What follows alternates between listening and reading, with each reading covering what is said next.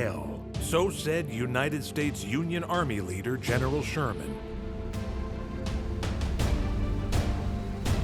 That's as true today as it was when he said it in the 1870s.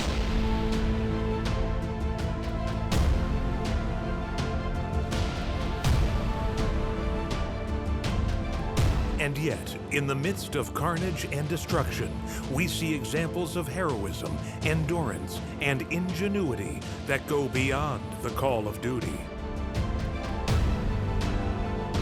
In this series, we pay tribute to elite male and female soldiers whose bravery and discipline speaks to us over centuries. They lived by the sword, and they died by the sword.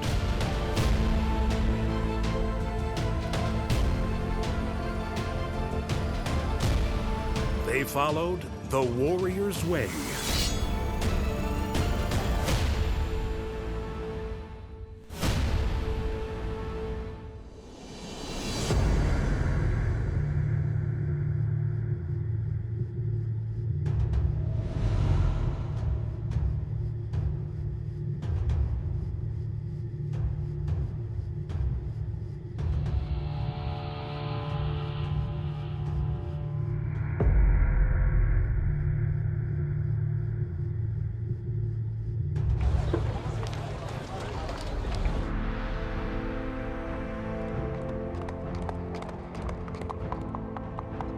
The shining suit of plate armor,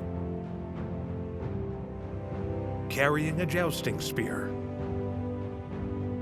wearing a brightly colored coat of arms. This was the popular idea of a medieval knight, but the original knights were stripped down, low-tech, and not interested in showing off. Such were the Knights Templar.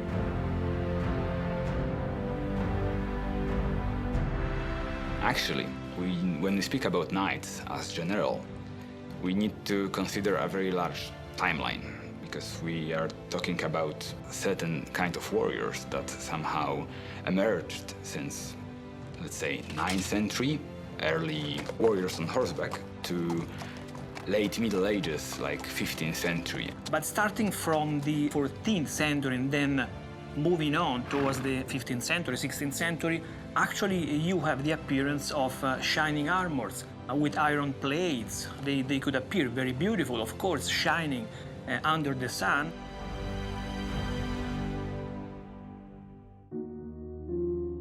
Before there were knights in shining armor, there were knights in chainmail.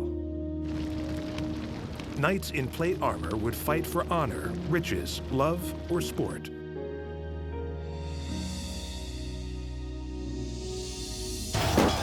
But the Knights Templar were strictly God's warriors, forged out of the Crusades.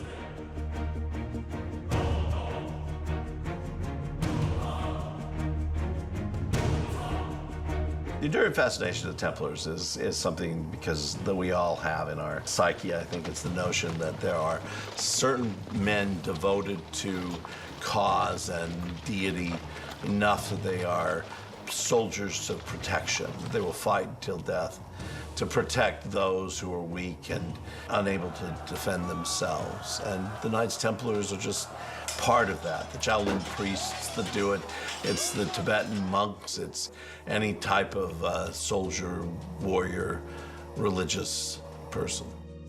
Their history was special because they grow, they develop from a very humble beginning, origin, into something great. Especially they managed to create and to develop a specific link with the Pope and then also with the King.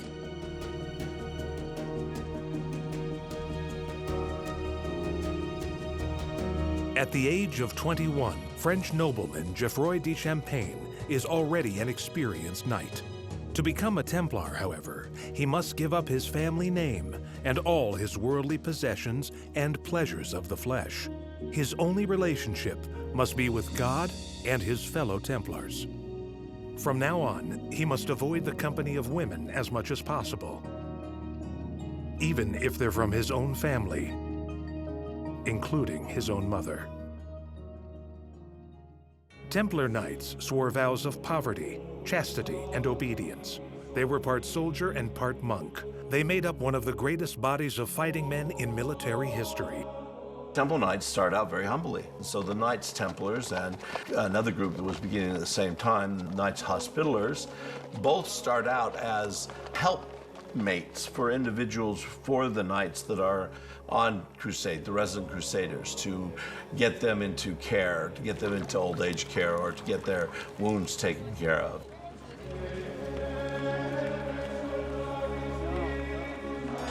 Then they developed a military function after that, because that too became apparent. You need to be able to defend them, and they're getting older. So to recruit new ones in, the Knights Hospitallers, the Knights Templars both seem to grow in the defense and military aspects more than they do in just the hospitalization and taking care of the pilgrims.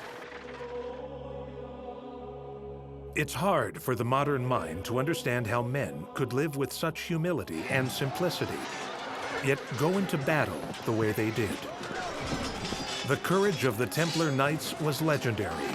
They were renowned for never breaking ranks, even under the heaviest of assaults by archers, infantry, or cavalry. Their reward was in heaven. On the battlefield, the sight of the Templars' white mantles and red crosses would inspire their comrades and strike terror into the hearts of their enemies. The Templar Knight would first position his spear.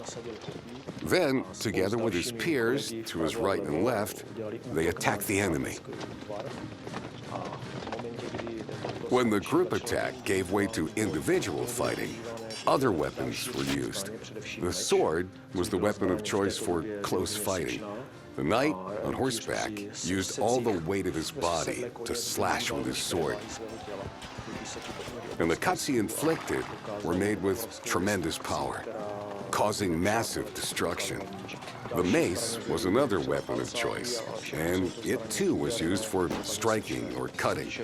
Stabbing with the point of a sword was relatively ineffective because the defensive chainmail armor of the time was very good. Both Muslims and the Crusaders wore chainmail armor. So one could say stabbing was only used to finish the enemy after you compromised their position. The primary tactic was to slash and cut the individual in close combat after the initial attack. Perhaps the Knights Templars' greatest patron was England's 12th century ruler, Crusader King Richard the Lionhearted. Richard's arch-enemy, Saladin, also had great respect for the Templars. Mutual respect for one's enemies was the warrior's way. Templars, their sergeants, and all their troops were expected to fight until the last man. They were expressly forbidden to retreat unless the odds against them were more than 3 to 1.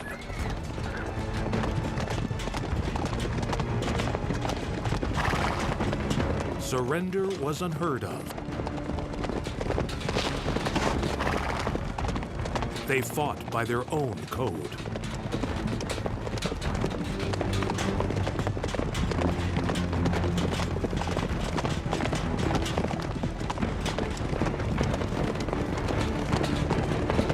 We don't know when the Templars and Hospitallers began to write their own rule. We don't have any of the Hospitaller rules existing, but we do have a couple of the Templar rules existing. And they are monastic orders rules. So rules to be a monk, how much to pray each day, how much to sleep each day, how much devotion they have to put in, what their restrictions are on food and so forth. And then we have for these very separate rules from monastic rules that are how to lead a charge, what to do with sergeant knights, what happens if a knight is drunk, what happens if a knight breaks charge, what happens if a knight is cowardly. These things that would not normally have played any role whatsoever in a monk's life in a knight's life are very, very important because that is now their new servitude. It's almost like, okay, well, you're a monk, you're celibate, you're obedient, you're honorable. Well, now you're also somebody who can fight against the Muslims. Medieval cavalry depended on more than prayer books. Like any army, there were logistics. Knights on horseback were assisted by sergeants, infantry, and support units. Whether in day-to-day military life and in battle, the different sections worked together as one well-oiled unit. The cavalry worked as a wedge, breaking the formation of the enemies. And then the infantry would follow, making the rest of the dirty job. So this was one of the nice elements in terms of how a battle was going on. No? First of all, you have also the archers working with their arrows. Of course, in order to create as many casualties as they could. Then the cavalry in a wedge formation broke the compact entity represented by the enemies. And then in the end, you have the infantrymen coming, joining, and making the rest of the dirty job with their sword and everything.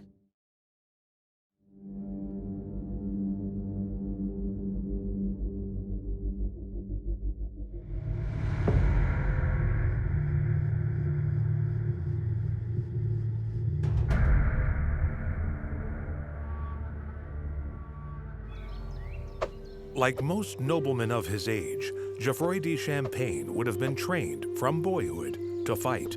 From the first time he hears about the Templar, Geoffroi is inspired to become one of these warriors of Christ.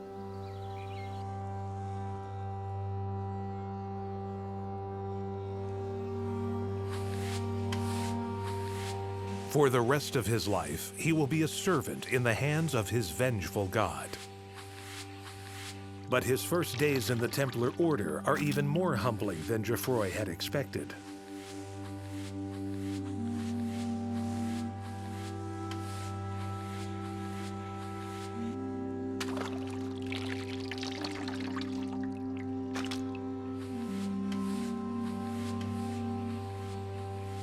It might not happen actually that all noblemen were rich. It happened especially to the sons that were not being the firstborn sons, so they were not really having the luxury to get the land or get the servants or to be able to serve, to have actual money. So all younger sons, which were also noblemen, they were supposed to look their own way of life. The Knights Templar needed to keep their life holy and simple. They needed to be humble. They could not really possess any riches. They needed to have a simple monastic spiritual kind of life. So they were called the poor fellow soldiers of Christ. This really identifies one of the main traits of these knights. They needed to be poor, they needed to be humble, they needed to fight, and to fight for Christ.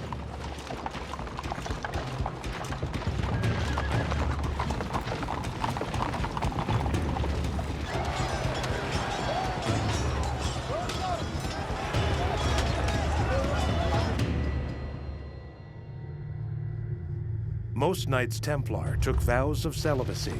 However, as there was a high demand for knights, it was possible to join the order for a set period of service before returning to civilian life. There were also the Fratres Conjugati, who were Templars permitted to marry. These Templars wore a black or brown mantle with a red cross to distinguish them from the celibate lifetime members. You can see this from the seal of the Templars, which depicted two knights sharing the same horse. The Templar Knights were proud of their austerity and self-denial. They lived a life completely entrenched in religious activities, in religious emotions as well. It was a very important context for them. So religion was just central in the Middle Ages, as I can say this, as economy is central for us today. So religion was so much also connected to economy, to economical activities, to politics. So everything spoke about religion. When they're appointing or when they're making religious individuals like the Knights Hospitaller and Knights Templar, They too were fanatics. They were a little bit more moderate in their religious showmanship, but they were fanatics, and they believed very firmly in their role. These were not just knights, or not just knights of the Temple Mount. These were knights of God. They were knights of Christ in the Holy Land. They were the defenders of the Holy Land.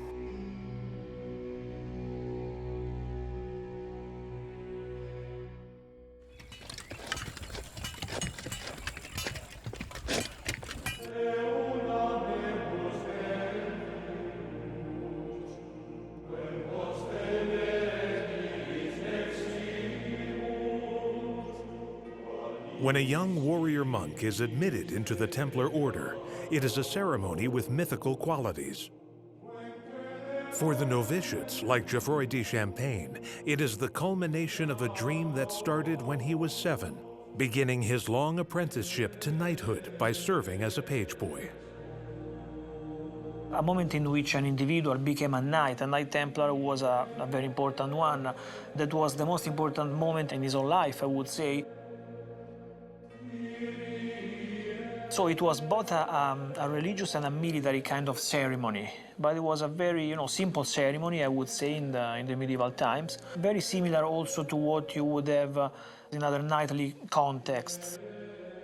It was very special and specific ritual organized for that purpose, generally in one of the houses of the Order of the Temple.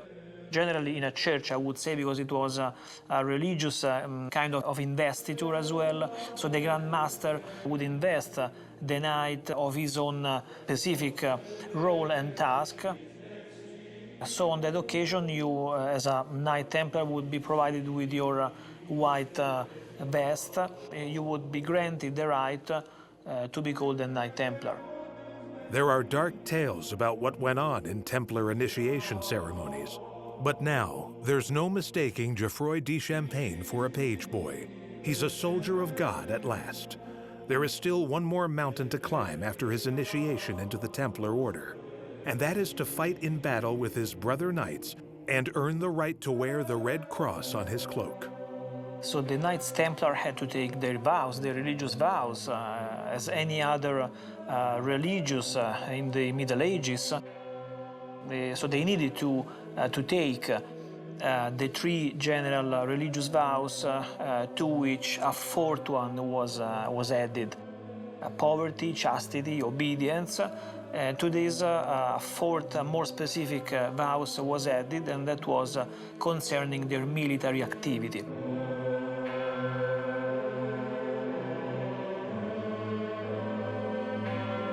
Some of the conditions set down in the so-called Latin Rule, the Templar Rule Book, must have subjected Geoffroi to a pretty harsh life.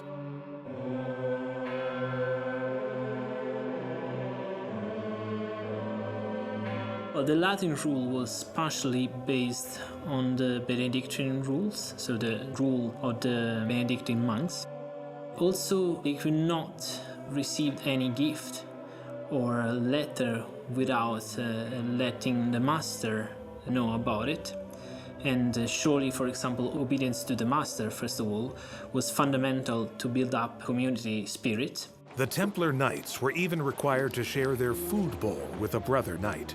One of the more interesting things about the rule is that they were supposed to eat together, 2 of them from the same bowl, but it's not because they were controlling that they will eat too much. It's opposite, that they were trying to eat too less, to be too humble to God. It is rather fun when you start reading these different rules and you read the stuff on there that is from the monastic orders, and it says, oh, you can't drink this much, you have to drink this much, you have to eat fish on Friday, you have to do all this other stuff, and that's just pretty normal. And then you all of a sudden run into a section, how to charge. Well, that's not in a normal monastic book. How to charge, so you then have to read. This is how you mount your horse, this is how you get your horse ready, this is how you listen to your commander, this is how you move out, keep the horses in line, and so forth. None of that, of course, would be in the monastic book. There's no reason for it, but it's all there for them. And that specialness, you realize you've crossed the border between a monastic order and a monastic military order.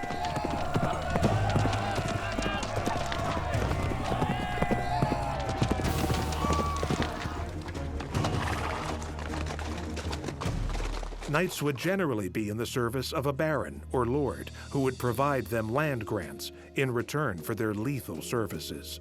Many such cavalry from the 9th century on served under Charlemagne, the Holy Roman Emperor, with a sworn mission to protect Christendom against the Moors and the Byzantines. The first orders were connected with the Holy Land, the creation of the kingdoms to protect the pilgrims, and actually the creation of these orders changed a little bit, we can say, the game, because usually that was like the knights were serving their lord, they were serving him in the military way, among other ways, but they were supposed to give him help when they are called. The creation of orders, military orders at the Holy Land, it happened that instantly in the Holy Land there were specially trained forces, knights who were in the service of God, and they were fighting all the time, they were prepared to fight all the time. The Templars represented a significant unification between spirituality and military dedication. These were true soldiers of God, and in their ethos, their tactics, and their military precision and dedication, they represented a significant progression from what had gone before. For a given example, we've got an idea pretty much of what the First Crusaders wore because it's on the Bayeux Tapestry. Not at all about the First Crusade, but about Norman conquest of England. They're wearing the same type of outfits that they would have worn 20 years later, 30 years later, to go on the Crusades. Same type of nasal helmets, the same type of mail shirt that only went down towards to cover about half the arms, a kite shield, and a sword and a spear. That would have been probably it. Sometimes they would have had mail leggings that were attached. They became more and more popular. That's what the army looked like as they went out. Now, somewhere within the first century, that changed. The armor became longer. It started to cover the body. Still mail. Covers the hands. Still mail. And it covers the back of the head. The helmet doesn't change till around 1200. Then it becomes more what we call the great helm that'll completely encase the head, which the nasal helmet did not. The shields become shorter, smaller, and so forth. All those changes were happening.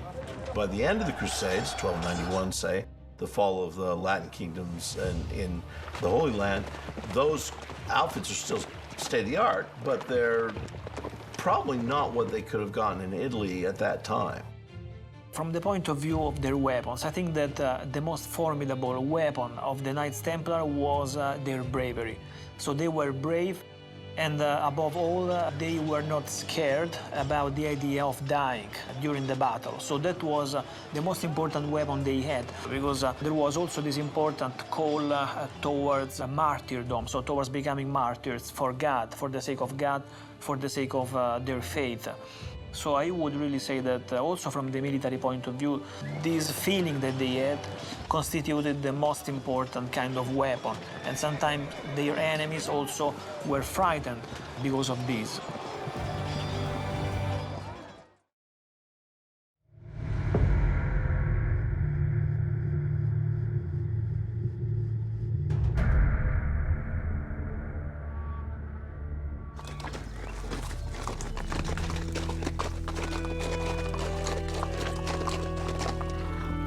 Medieval cavalry depended on more than courage and prayer books. Knights such as Geoffroi are assisted by an army of sergeants, infantry, and other support. He will go into battle knowing all his weapons and kit are the best possible. The Templars set the bar high for all the knights that came after them.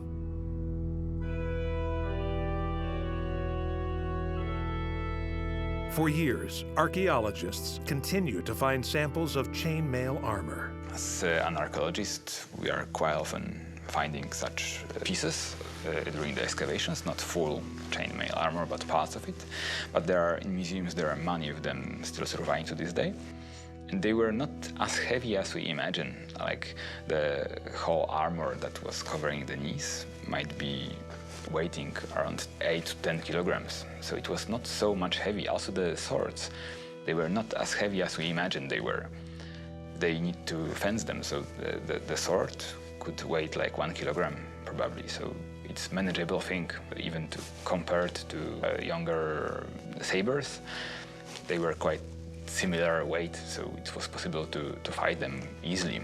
But still, fighting on the horseback requires a lot of skill and a lot of practice. The romantic idea of a knight was that he had an almost mythic connection with his sword, something he would never give up on pain of death. We have these notions of mystical swords that are really good. Of course, we've got Excalibur, we have Durandal, we have these swords that are named, but very few King Arthur and Count Roland swords are floating around like this. The Knights Templars probably had theirs. We don't have any single Knights Templar sword that is associated with any single knight himself. They definitely had a sword. What happened if that sword was lost in a battle? They got another sword. I think that it's mostly a romantic way of perceiving a knight with their own trusted sword. Of course, there were famous swords, or magical swords in the way. Some of them are known to this day, like Durandal, the sword of Roland, for instance. Or swords with names. Some swords have some inscriptions on them, some magic formulas, or they were related to courtly love or to other things. But for most people who were fighting, the sword was a tool of trade, so they were especially using it to fight. In addition to swords, knights also carried lances, spears, daggers, maces, and even heavy wooden clubs. How were these various weapons deployed during battle? Medieval knights. Their first assault weapon was a spear, because the purpose of the armored cavalry was simply to attack and literally hit the enemy's ranks. Thus, the spear was the first weapon of choice. After that, during individual fighting, knights used the sword, but also other weapons, such as the mace or even a dagger, especially if your man was on the ground. But definitely the most important weapons were the spear and the sword. We speak about the uniformity of equipment used by orders such as the Templars. We suppose that the Templars had organized the mass purchase of equipment. So the Templar Knights usually had a complete set of equipment purchased by their order. Knights in plate armor are obviously from a later time. The armor of the 9th to 12th century Crusades was mostly chainmail, which of course is what Geoffroi is wearing. Mail is the greatest armor ever produced, in my estimation. It is far better than plate, because it's a lot less expensive, and certainly far better than the bronze breastplates that the Romans had or so forth. But it is expensive. You put it together, there's rings that get put together, sometimes 70,000 to 100,000 rings to cover a body. You could take a mailed body, move that body as he would be in a battle, back and forth and swinging his sword and so forth, and that mail ripples across the body. Nothing penetrates it. As well as his chainmail, the mounted knight like Geoffroi would carry a shield for protection, but also as a weapon, to aim at the faces of their enemies.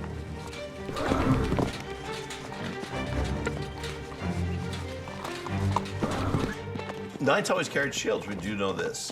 But it's a strange notion as to how they actually used them. In tournaments and so forth, we know that they were mostly targets for the opposing side to make sure that he didn't hit a vulnerable spot on his opponent in a tournament. But how would they be used in combat? It's really a curious thing, and I've seen reenactors try to fight with them. They're pretty unwieldy.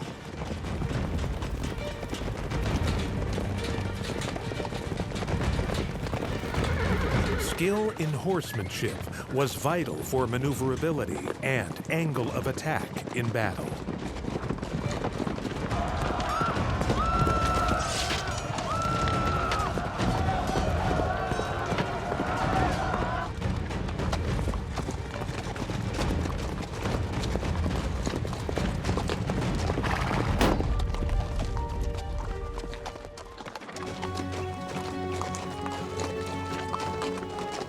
Of course, if you are a knight, you need a horse. You are a knight because you have a horse, you know how to mount a horse, and you know how to fight horseback. This said, is important for the knight, it's important for a knight to have more than one horse, because a horse can get sick, can get stabbed during the battle, of course, so you need to have substitution.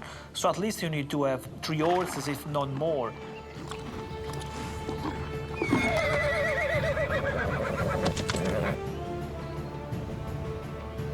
There's an old saying, you can still make a rider at puberty. After that, never.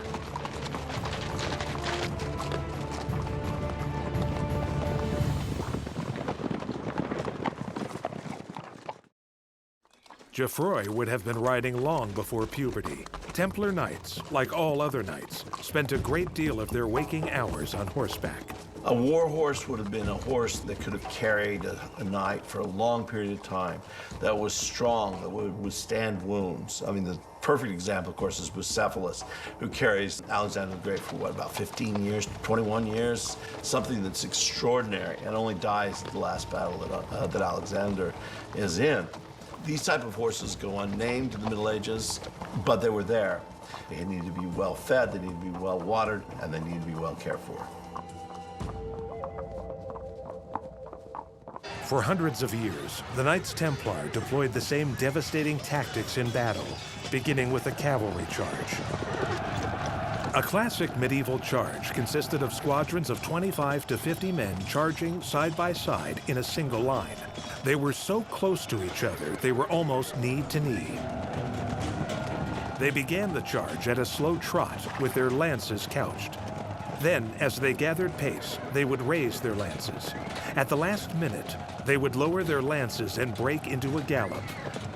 This tactic prevented them from tiring the horses or losing formation, breaking ranks.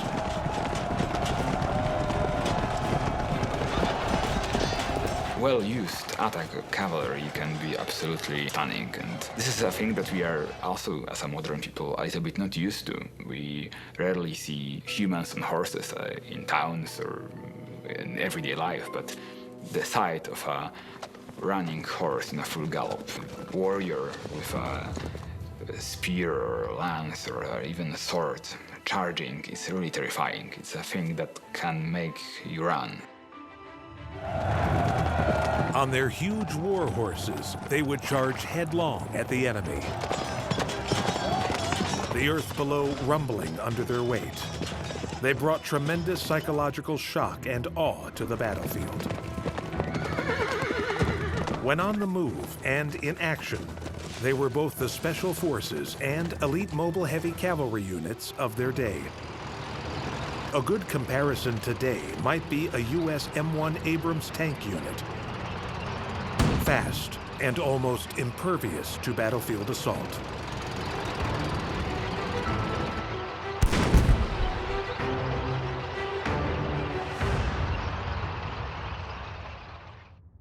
In the late 12th century, Geoffroi de Champagne, on horseback, made his way from Western Europe to the Middle East and the Holy Land. The rest of his whole relatively short life was out in front of him. A young knight joining the Templars in the Holy Land had to live up to impossibly high standards.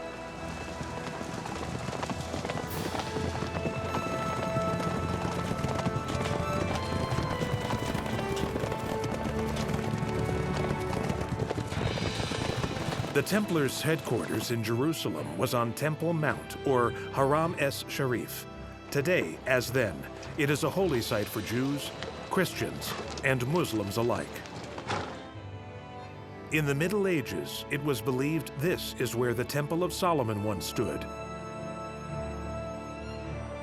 To this day, some believe there is an underground crypt where the Templar Knights kept priceless religious relics, like the Shroud of Jesus, the head of John the Baptist, the Ark of the Covenant, and even the Holy Grail.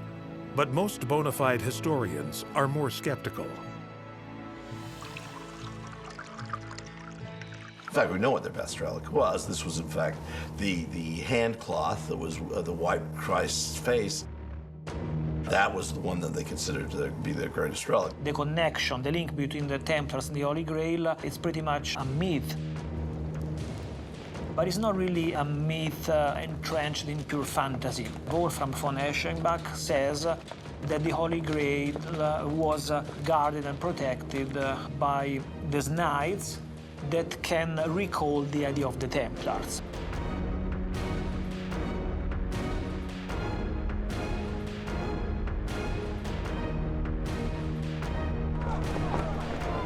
The Order of the Templars was formed in 1119 after the First Crusade to protect pilgrims on the road to Jerusalem. And like all crusaders, the Templar Knights believed they were fighting for a holy cause. To absolve their sins, men were willing to take up arms to defend the Holy Land, free the Eastern churches, and drive the Moors from Spain.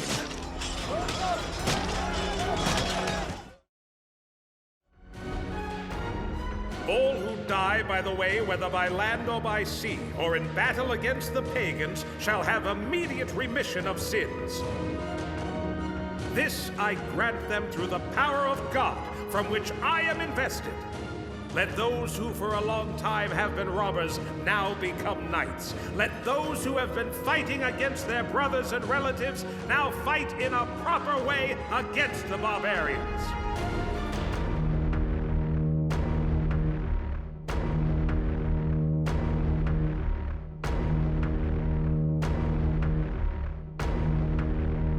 So it was the year 1095 when Pope Urban II decided to give the famous speech at Clermont during the council in order to call all the Christians for this important enterprise, retake, recapture, reconquer Jerusalem from the hands of the infidels.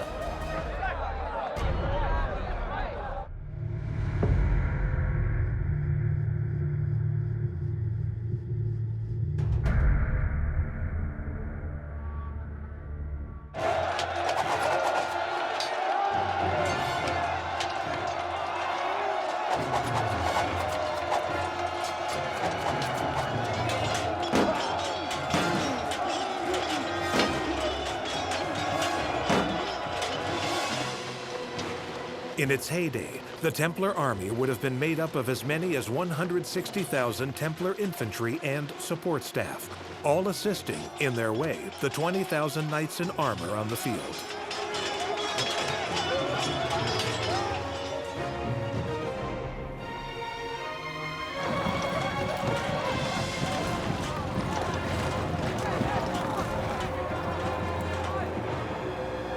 I don't think the Byzantines expected many more than maybe a couple hundred, maybe 1,000. 100,000 soldiers and people, peasants, all go on that first crusade. It must have been an amazing sight to see.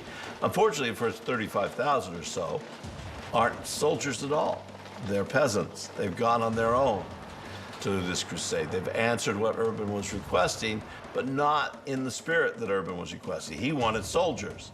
They show up, Byzantines take them across the Bosphorus, and they're killed almost immediately or made slaves.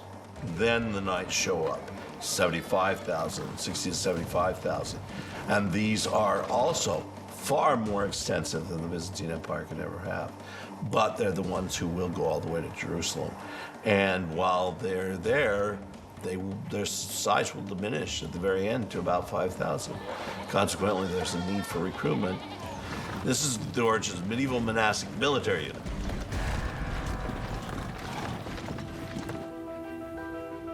Certainly, by the 13th century, the Templar Order had at its disposal numerous castles and ships, and thousands of fighting men.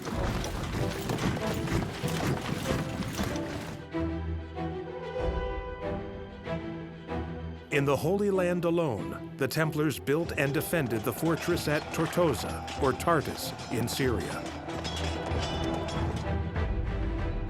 They also built the castle and a massive underground network at Acre, now Akko, in Israel.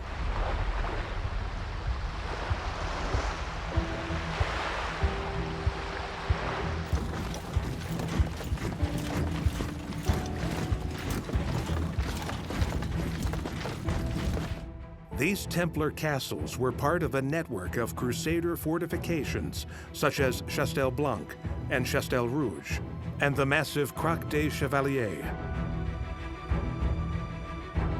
The Knights' Hospitalier Castle, with walls 100 feet thick.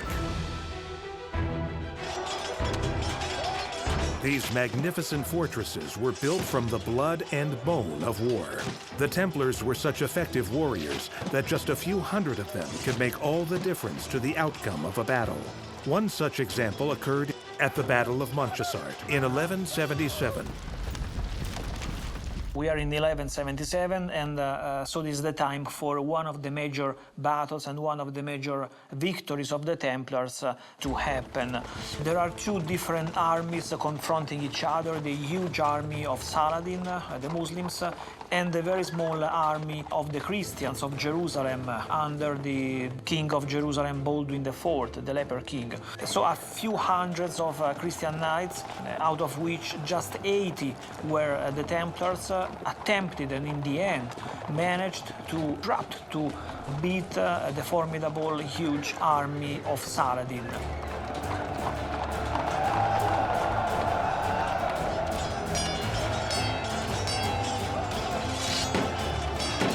Just 500 Templar Knights and a few thousand infantry remarkably resisted the 26,000-strong army of Saladin.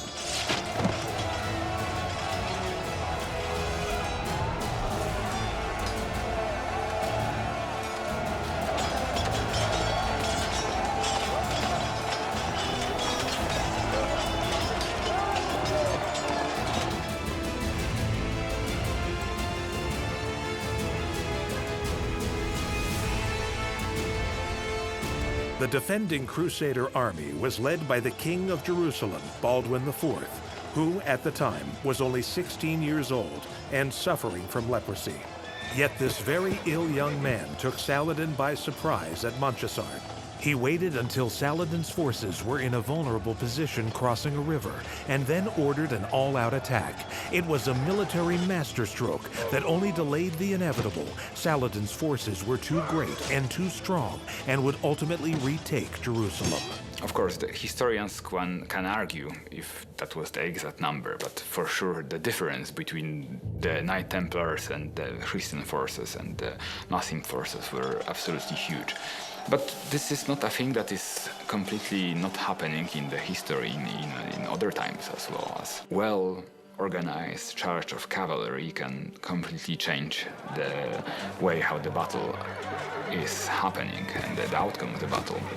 It was also happening in 17th century Poland when winged hussars, the famous formation, was charging. The difference between them and the musketeers of the opposing forces were also huge, and they were winning.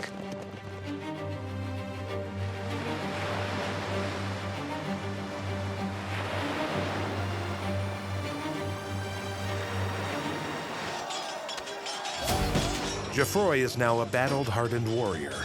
He has earned his blood-red cross many times, and now he has the honor of defending the last Crusader stronghold at the Siege of Acre in 1291.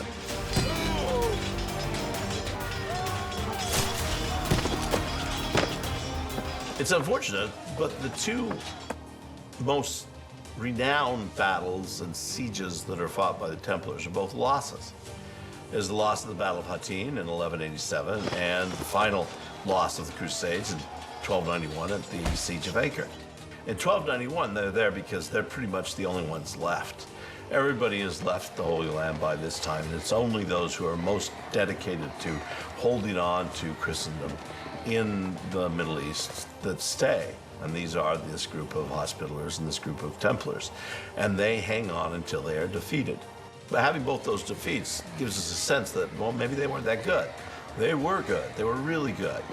You need your best people, even at defeat. They protected everybody else who got away from Acre before the Crusades ends in that town in 1291.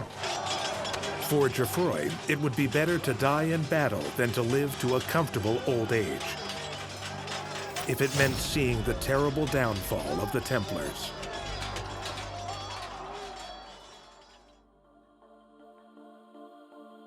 For almost 200 years, the Templars operated above the law of the land, owing allegiance to no king. Only the Pope could command them. But the fact is, once the Crusaders left the Holy Land for good in 1292, nobody wanted the Templars carving out their own kingdom in Christendom. On the orders of the French king, and sanctioned by the Pope, the Templars in France were arrested on Friday the 13th of October 1307. Templar Knights were tortured to extract confessions and burned at the stake. But it was said their Grand Master, Jacques de Molay, was defiant to the last. Even as the flames consumed him, he shouted those responsible would soon die. And within less than a year, both the king and the pope were dead. Templar Knights are definitely something that will be, I think, for all the time remembered in the history of warriors. Knights themselves, fighters on the horseback, and monks at the same time. They were serving the god with their strength and with their faith, and they were all the time fighting for the name of the god.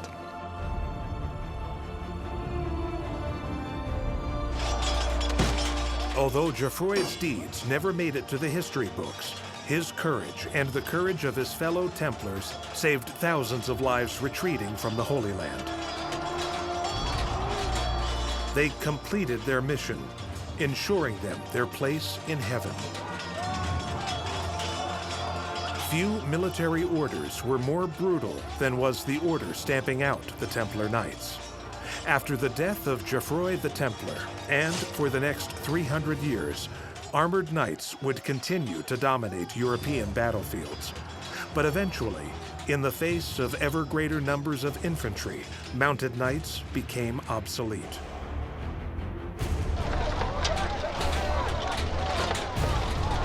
Gunpowder spelled the end for those wearing plate armor.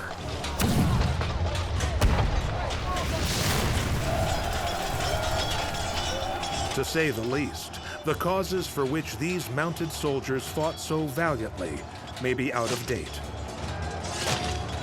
But for one young man in the 13th century, they were all the meaning he needed. His was the warrior's way.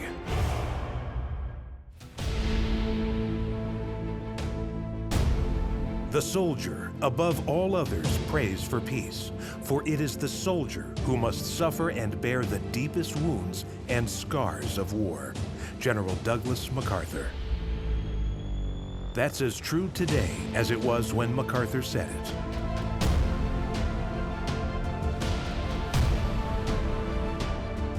And yet, in the midst of violence and destruction of war, we can see heroism, endurance, and willpower that goes beyond the call of duty.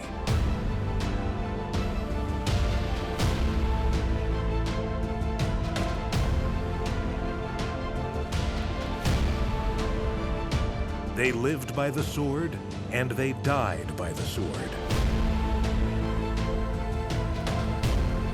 They followed the warrior's way.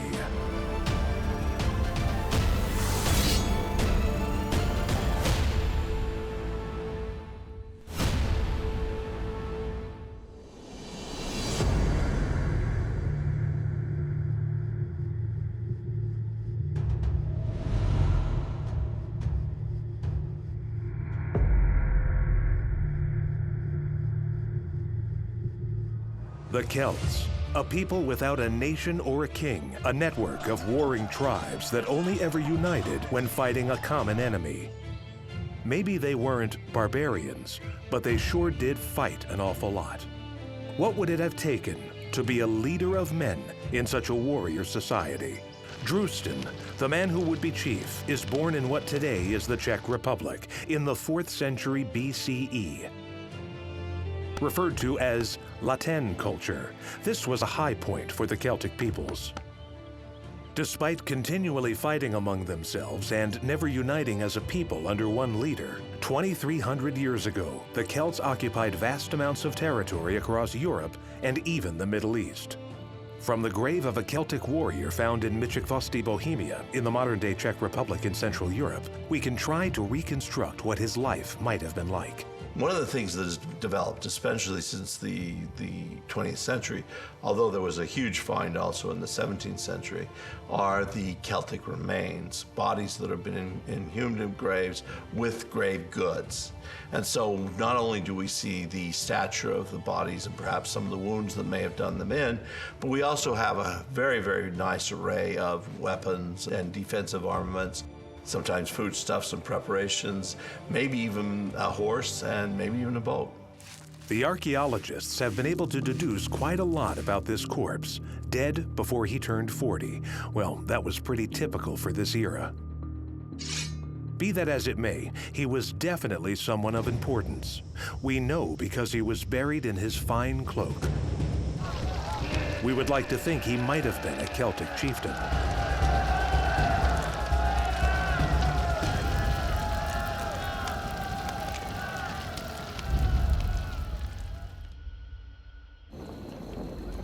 The males, there could have been the warriors of the so-called warrior class elite. This social class is quite wide. It accounts for almost 20% of the that time society, and those account for males being buried with their weapons. And those weapons, this is the whole military equipment, which counts with swords, with spear, and with shield, and with the personal ornaments. What we can infer from these burials is, of course, the age when the so-called or alleged warrior has died, if it has become due to some military or violent encounter, or as if he has died from the natural causes. And surprisingly, he mostly did. Celtic warriors get their official reputation from nobody but their opponents. They don't write. We don't have much knowledge about what they thought of themselves, but we know that the people who fought against them didn't like fighting against them. They defeat the Romans when the Romans don't think anybody can defeat them.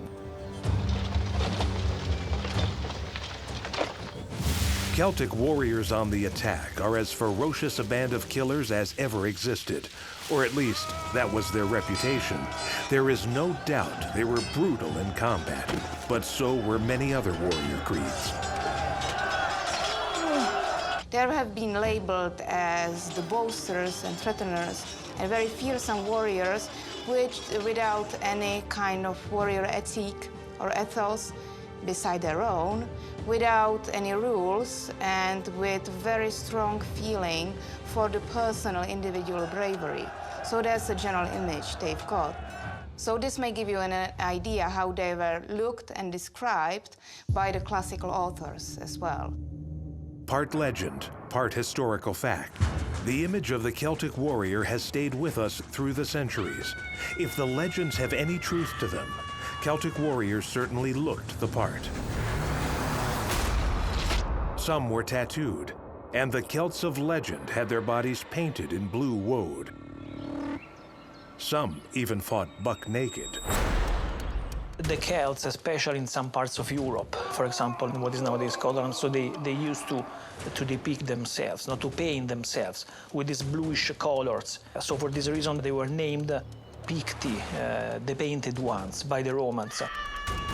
So all these elements put together highlight how the Celtic warriors used to appear as something completely different to the eyes of the Romans and also to the eyes of the Greeks.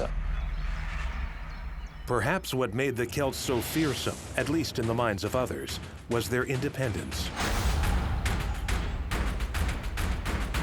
And we must reserve judgment and recall that history is written by the victorious.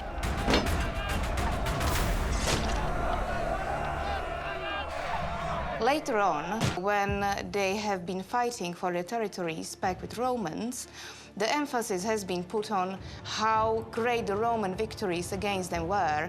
So they needed, again, be described as fearsome and very dangerous enemy, but obviously mortal and ultimately being defeated by the Romans. Sometimes it's believed women, she-devils, accompanied them into battle and may have even fought beside them. This sort of thing could send a shiver down the spine of many a Roman or Greek who considered the Celts barbarians.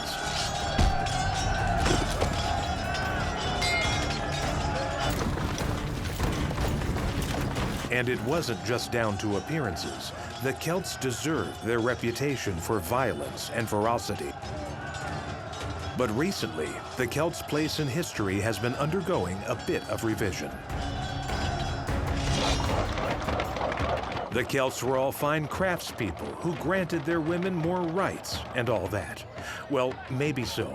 But it's Celtic warriors we're interested in, male or female, and the more warlike, the better. They were really aggressive, really unrefined as well. So their nature as military beings, their nature as warriors was completely different from that of more civilized and more technically oriented armies.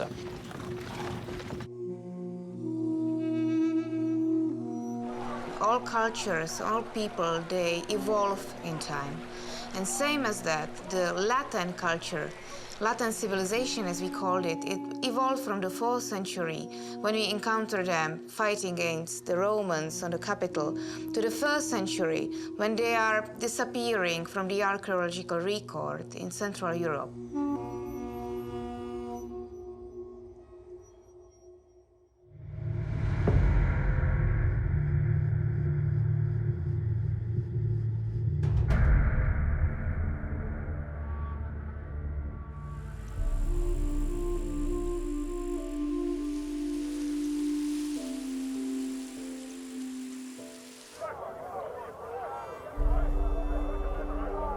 It's said that the blacksmith, the druid, and the poet were all valued in Celtic lore for the roles they played in warfare.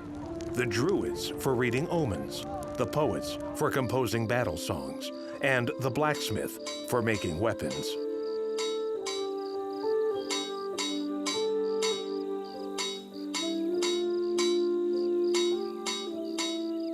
This is Drustan's father, Gobin, a man of good standing in the tribe.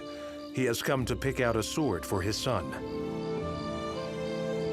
He wants the best for his boy, and the day has come to order a sword from the blacksmith, a man he's known for many years.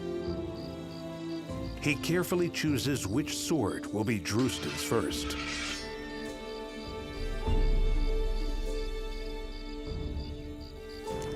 The craftsmen who made those beautiful Celtic weapons were highly prized, somewhere between alchemists and magicians. Metallurgists were seen as something we would call shamans because they worked with fire and had access to procedures and technologies that were inaccessible to ordinary people. We know that from many sources, both written and archaeological. For example, in Semitic languages, at the place where iron smithing actually originated, the verbs forge and sing have the same origin, which implies that the blacksmiths recited or sang some magical formulas during their work, which were almost certainly in verses, and very much shows how close the cult efforts of the blacksmiths and their craftsmanship were. In short, work with fire was related to the cult of all early civilizations, and the Celts were no exception.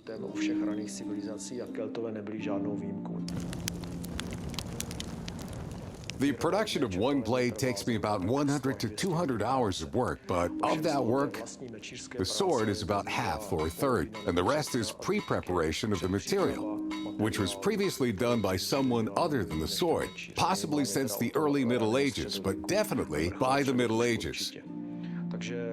So if we wanted to say how much work there was to produce one sword from, say, melt to final product, one blade could take hundreds of hours.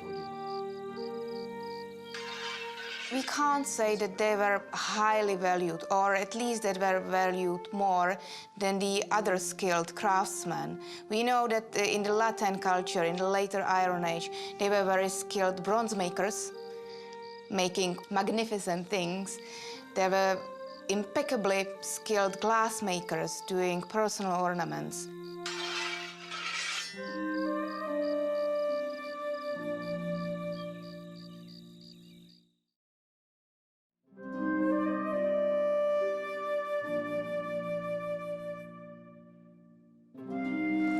Swords play a big part in Celtic mythology and spirituality. Just think of Arthur and Excalibur.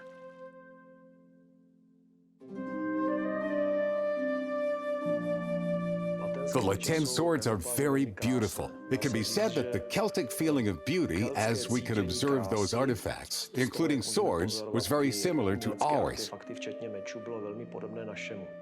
Regarding the decoration, plant ornaments and various symbols used by the Celts, they are very similar to our Art Nouveau,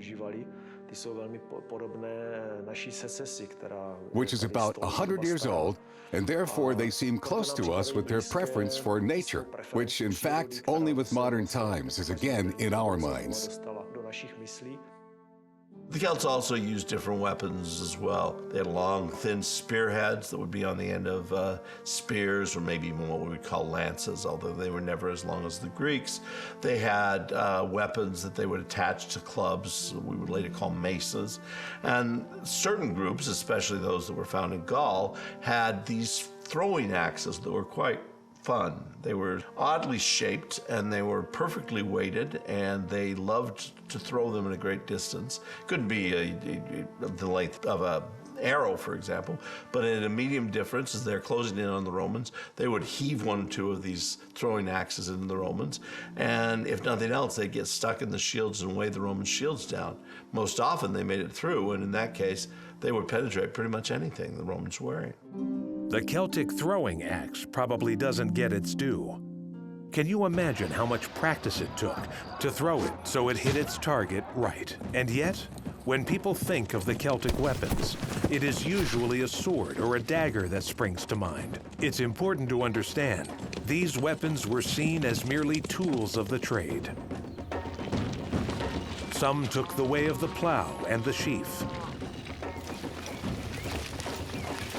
and some picked up an axe and a sword and followed the warrior's way. Whether on the battlefields or in the pastures, a Celt's tools were the clearest indicator of his or her social standing.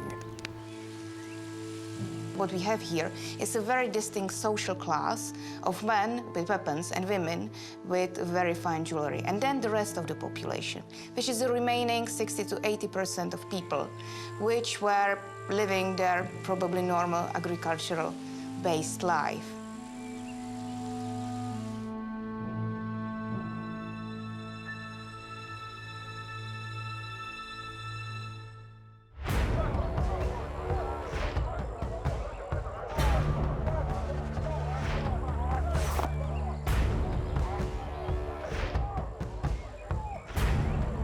The Celts made weapons that were minor works of art, setting them apart from the other weapons of this period. But not every Celt got to use weapons of such quality.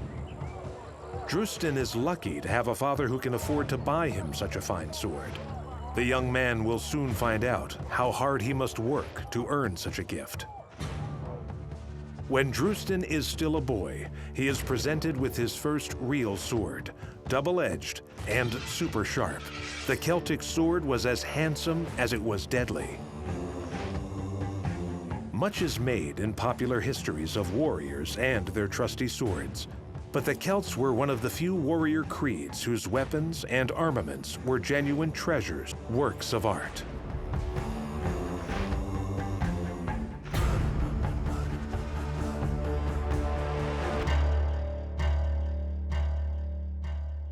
Consider the Celtic shield, like the sword, a thing of beauty, as well as having great practical use. Celtic warriors depended on their shields almost as much as their weapons. One of the nice things about studying the Celts, and again, we usually do it only from the perspective of them fighting the Romans, is that their artwork is somewhat different. Romans have big, grand artwork, pretty much, I guess, exemplifying the big, grand empire that was the Romans. The Celts were much smaller, much floral, animalistic, all these other motifs that were put, and they were great metalsmiths. Their swords, which were, of course, metal, the hilts of their swords would be immaculately decorated. From the material evidence, we know that the warrior military equipment consisted mostly of a sword, of a spear, and of a shield. Then shield was mostly organic, so what we find mostly is iron reinforcement of the piece where your fist would have been and of the edges. What we know also, and this is very interesting to say, that this military equipment was standardized according to the military customs of that era, to the way of fighting. But on the contrary, they were very individualized according to the personality of the bearer. So you wouldn't probably find two same weapons on the same cemetery in the same area, in the whole territory of the Latin culture. You can find very similar weapons, but not two exactly the same. This is probably due to the thing that the weapons were very personal to their owner, and they stayed with him for his whole life. So sometimes you can encounter very large swords, for example, or very little swords, very large spears or very little of them, and different kinds of shapes of shields as well. Like all Celtic warriors, young Drustan must learn how to use this sword and other weapons while still a lad.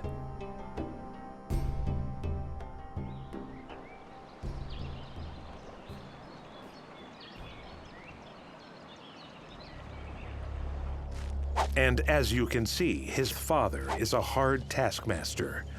But we must remember that this is a tough world.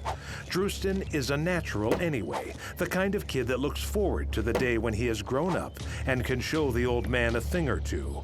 Well, some things never change. We don't know a lot about the Celtic youth. We don't know a lot about Celtic home life, actually. All of that comes from excavations. Even Tacitus, who writes a great book on the Germans, the Celts of his day, doesn't tell us a lot about the young. But we do know that from a very early age, a Celtic boy was raised in the use of arms, probably using wooden replicas initially, although none of these have been found in graves. And their skills and techniques, their education would be placed in that area. But by and large, they just grew up with the weapons, and they knew to defend against wild animals, against opposing forces, and sometimes against a Roman or two. Drustan changes from boy to man and already has his work cut out for him. He will fight as a soldier for hire on foreign soil. He begins making a name for himself as a brave, resourceful soldier and good fellow to know. Generally, he chooses his opponents well. Then again, this is a dangerous life. Chainmail saves his life in combat more than once. Well, the invention of a chainmail, in the continent at least, is being attributed to the Celts. And they were very precise in their construction because the pieces, the individual rings, were connected by little rivets, which were reinforcing the whole structure. And this is counted as a Celtic invention, actually. But can you imagine joining all the circles or the rings? That might take a lifetime for you to create one such a chainmail. That's why it has been limited only to the highest members of elite to wear such a chainmail. Roman scribes, including Livy and Varro, all mention that the Celts used chainmail. Varro states explicitly that the Celts invented it. The Celts also wore linothorax, a type of armor created from leather, linen, and felt. So it was that the Celts, these illiterate barbarians, created the finest armor of their age and forced their enemies to change tactics. The Romans had to change their weapons when they encountered the Celts. Their own weapons were small swords that they thrust, things we call gladius. A gladius is a thrusting sword. It's not very long, and it's used mostly to be used behind a shield. The Celts were on horseback, and so their swords were longer, and the Romans actually had to develop swords that were longer to make sure that they could hit the Celts in their saddles, because the Celts would actually fight with these swords that were a bit longer and could reach down. If the Romans couldn't reach up, then that meant there was only death on one side.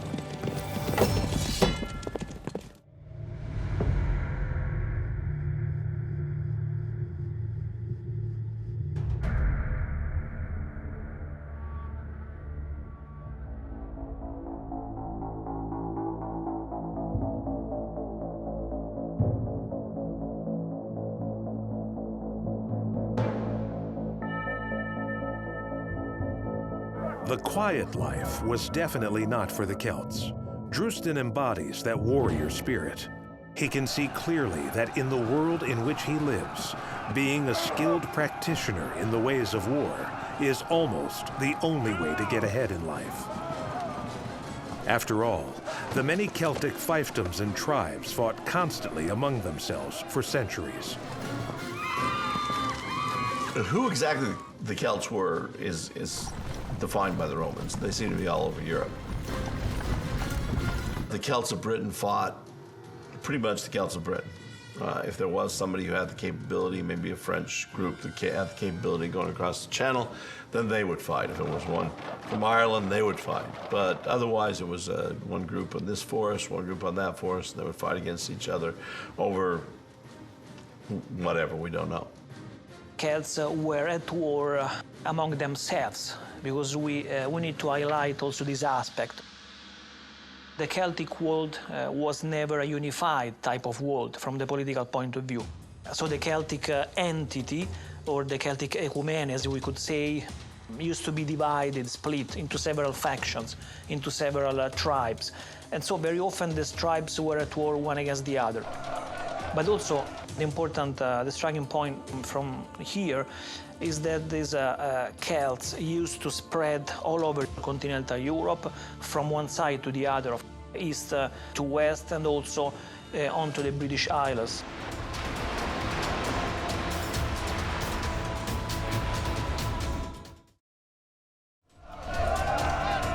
Only in the face of a mighty common enemy would the warring Celts unite to defeat their territories. From the 4th century BCE, these included the Dacians, Germanic tribes, Greeks, and Macedonians, including the most famous Macedonian of all, Alexander the Great.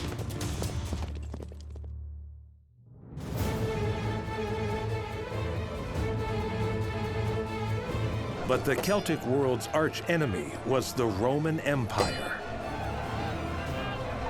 The Celts sacked the city of Rome in 390 BCE, a humiliation neither forgiven nor forgotten by the Romans, who remained at war with the Celts for the next 400 years.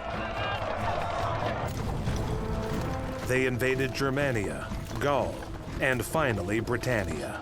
The Romans could subdue the Celts for long periods of time, but they could never crush their rebellious spirit.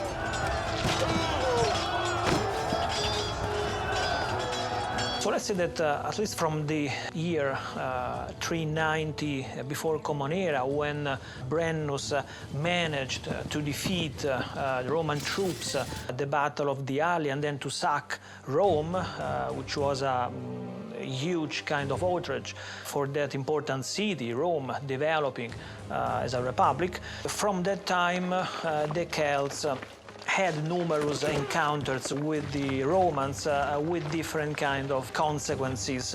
It's also true that basically in the 2nd century, before Common Era, the Romans started to develop a very specific and tailored anti-Celtic strategy. So they began to push the Celtic tribes up to the north and even farther beyond the Alps. So Rome, after the Second Punic War, that means in 219, turned their attention back to the territories they have lost to Celts 200 years before, or 150 at least. And they started offensive campaigns against Celts with the purpose of adjacing the territories in the northern Italy back to Rome. And they have succeeded after several years of military campaigns.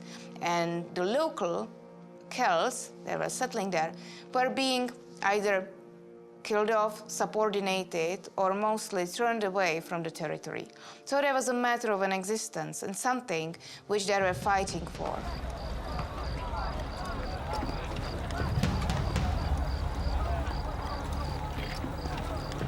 It takes luck and all his speed and skill as a warrior to survive. But Drustan survives life on the frontier and finally returns home from his battles against the marauding Romans. Older, tougher, and a little richer from the spoils of war, he brings with him gruesome trophies from his victims. their heads. To take someone's head was to absorb all the strength of the fallen enemy. But was headhunting really so common in the Celtic world? We have quite the difficulties of finding an evidence of warriors actually taking heads of their enemies. But we have one very interesting example. It's in today's France as well. It's in Champagne, I believe, and it's called Ribemont-sur-Ancre. It's a site in France, probably a site of an ancient battlefield when the army of the defeated was on a display on some wooden construction. And archaeologists have found many dozens of corpses, and those corpses were headless. So their heads were severed, they were taken away, and the rest of the corpses were mounted on a certain sort of a wooden kind of a display. Legend has it the Celts would tie the heads of their enemies around their waists before going into battle. But that may be one tall tale too far. A head is what, 10 pounds, 20 pounds, probably 10 pounds. Let's put 20 heads around you. You got 200 pounds around your waist now. You're gonna go in battle with 200 pounds around your waist? Probably not. So the Romans may have been making this whole thing up, or they may have seen individuals within who were making this as a parade, as theater against them to show, look, this is what we've killed, and by the way, don't you see your brother Sam is there? Something along those lines, because they wanted the Romans to go away. The Romans want to fight them, they probably took that belt off. It takes a bit of imagination and a strong stomach to consider how a society that believed the head to be something sacred could also cut them off and stick them on pikes.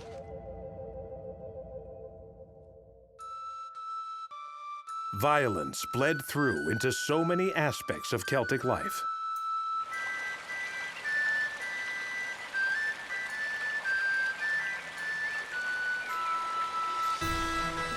Even the Celts' spiritual leaders practiced it.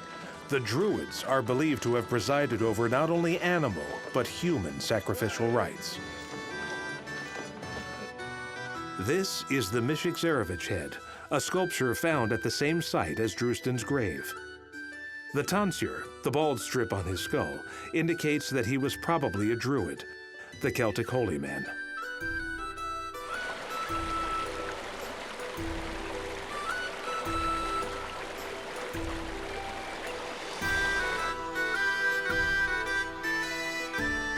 The Druids constitute a very specific social class within the context of the Celtic world. So they were many things at the same time. They were a sacerdotal class, so they were basically priests, mainly dealing with the forces of nature, with the trees, especially with the oak trees, more specifically. They could also be sort of masters, also poets sometimes. I mean, so they were related to all that was intangible, spiritual. So they took care of that side of human life for the Celts, I would say. So also because of this and because of other maybe stories or mythologies, such as the ones referring to human sacrifices, for example, the Druids were seen pretty much with suspicion by the Romans, for example, who managed to wipe them out from the face of the Celtic world. Forest ring forts and stone oppidums were the fortified compounds where settled Celtic tribes lived together. This ring of trees is the remains of a ring fort in western Bohemia, officially called Česká Hořice. Remains like this may not be as majestic as a ruined medieval castle, but oppidums or ring forts were strategically located and built to withstand enemy onslaughts. Česká Hořice was inhabited during the late period of Latin culture, the 2nd century before the Common Era. It became part of the Amber Road, the commercial traveler's route of the Celtic world.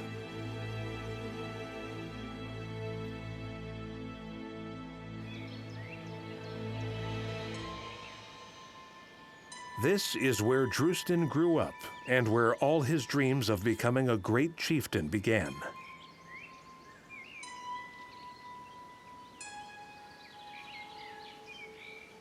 And oppidum, as we know it from the continental Europe, has a very typical and very specific form of fortification.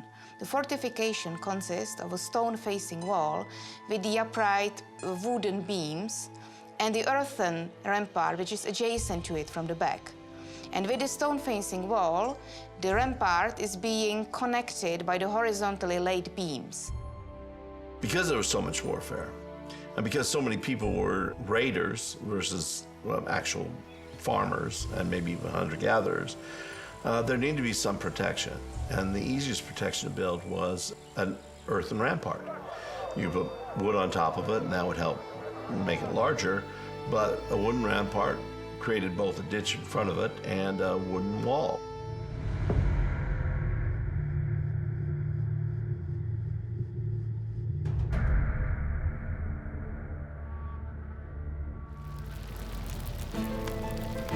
Following his bloody skirmishes with the Romans, Drustan turns his attention closer to home. After showing himself to be a dab hand at slaughtering their foreign enemies, he needs to cement his position and prestige by imposing his will on his nearby neighbors. After all, every fighting man's body needs a head. He may never become a Bren or a Vercingetorix, but Drustan will be a leader of men, no matter who stands in his way.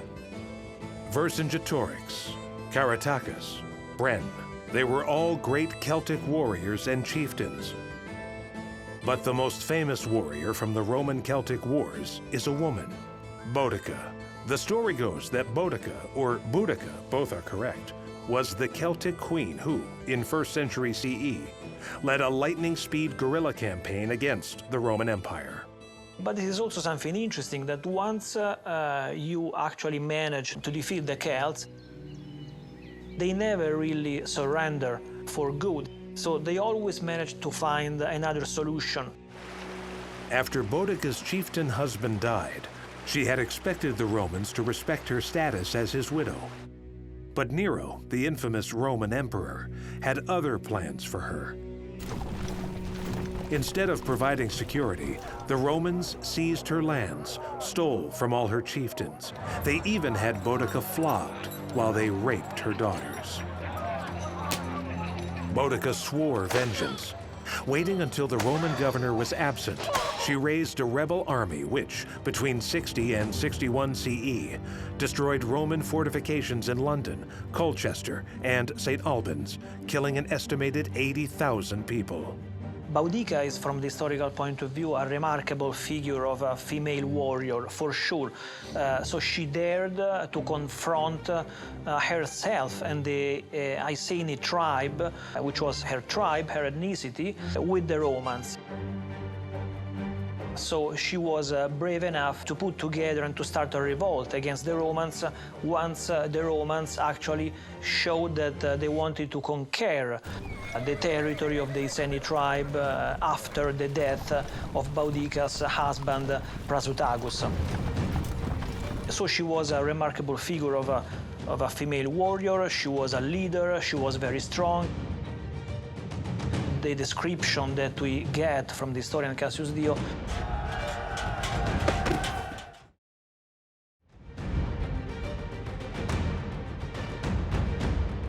she was tall, she had this fierce eyesight, she was very strong and very brave for sure. So the Romans were almost terrorized by her.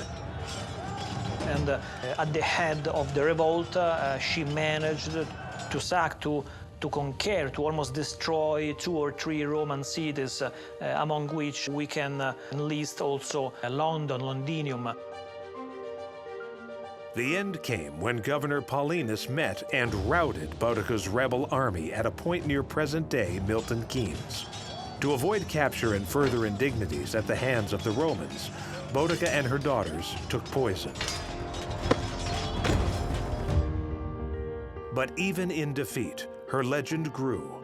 She had shown that Rome could be defeated and had cemented her legend as the greatest of all female warriors.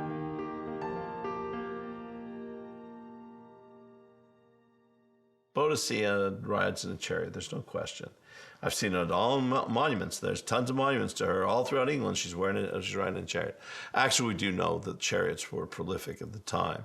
There would have been no way that she would have ridden anything else. In fact, the strange thing is that the British are using chariots when they're long gone from the Roman society. Romans are either riding horses or they're in carts. For Boadicea to ride in a chariot, that's something. Somewhere along the line, and I don't think it was the Romans, but somewhere along the line said, you know what? Those scythe chariots that the Persians had in the Bible, that must have been what she was using up in England. And Boudica was not the only one. A Celtic grave in the Czech Republic was found to be that of a woman buried with her sword.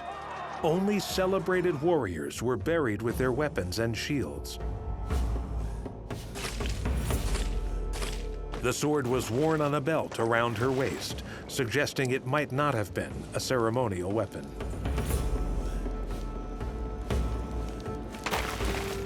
This is a female grave from the 3rd century BC. And we know she was a female because we have the anthropological evidence, we have genetic evidence, and we also know and we saw that she was buried in a full female costume, which was very rich for that era, but she had a sword. And this is a very exceptional find, and we cannot quite safely interpret what happened. Maybe she carried the sword of her dead husband. Maybe she inherited the sword from her father.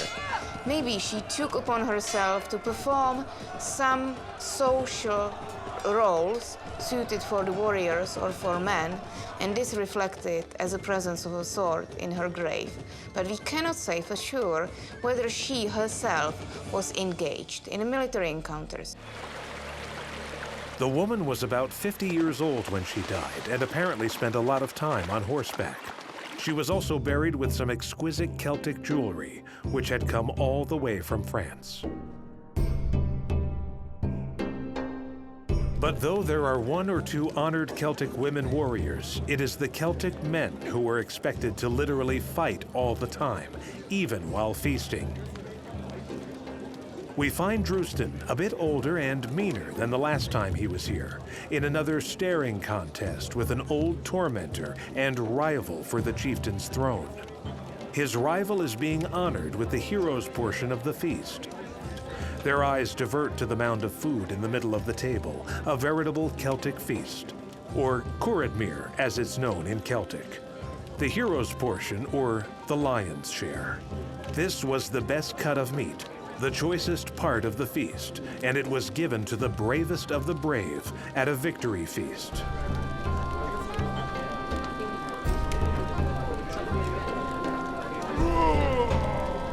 But worth fighting and maybe dying for? You be the judge. So we have written accounts that they were fighting at feasts. They were fighting over piece of meat. They were fighting over anything, basically, according to the written sources. So it's a matter of the personal courage, of a personal standing, the way how you treat your opponent, how bravely you treat your opponent, how you react to the conflict as well. And these all encounters has a very binding set of rules which were connected to the rituals, obviously.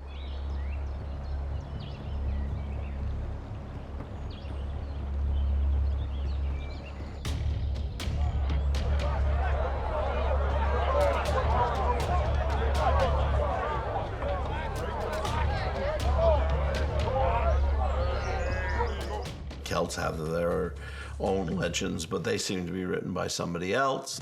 And they tell us that honor is the most important thing among a warrior. This is not unusual when we see elite forces, the warrior's way, if you will. The warrior's way is that you go out on battle and you do what the Spartan mother says to her son. Either you come back with your shield or on it. It is easy to imagine how fighting for the heroes portion, or Curadmere, could be a dangerous, foolhardy enterprise. The loser could also bring disgrace upon himself and his kin.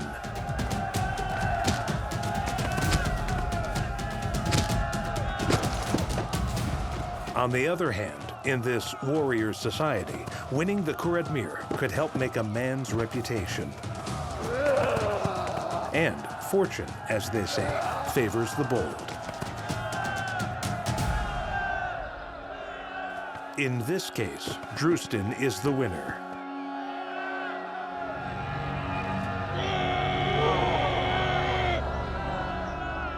He has won the hero's portion.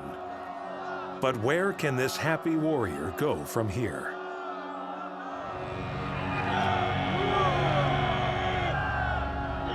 Like all Celtic warriors, he has only a short time to realize his ultimate ambition.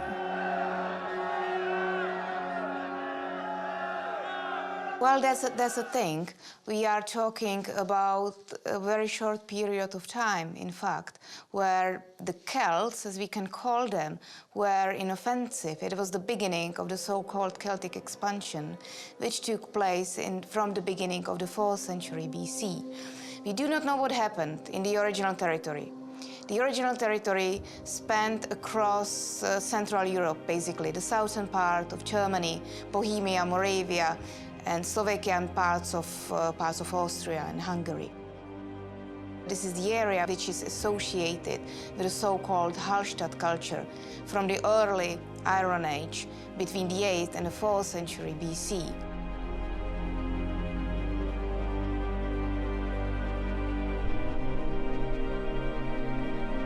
Drustan was lucky enough to live during what was a golden age for the Celts in Central Europe, when the tribes flourished. But the Romans and later Germanic tribes would soon once again be at his gates. One of the most curious things about studying pre-modern society and warfare is how much there was. Most of these guys fought about little things. I mean, we're not talking about Alexander the Great going all the way to the end of the world. We're not talking about the Mongols sweeping across Asia and into Europe and in the Middle East. We're not talking about crusaders on their way to free the Holy Land, so to speak. We're not even talking about the Romans making a huge empire. We're talking about tribes on this side of the lake going around and beating up on tribes on the other side of the lake. And why? Who knows? Is the fishing better in the middle? Are they having problems with that? We have no idea. But it seems that men cannot be at peace for whatever reason, that you have to fight over some sort of aspect. And what is the aspects that we fight over now? Probably the same that we fight over then. Religious aspects, economic aspects, sexual aspects. Everybody's fighting everybody for whatever reason. And you want to say, you're both the same people. Can't you get along?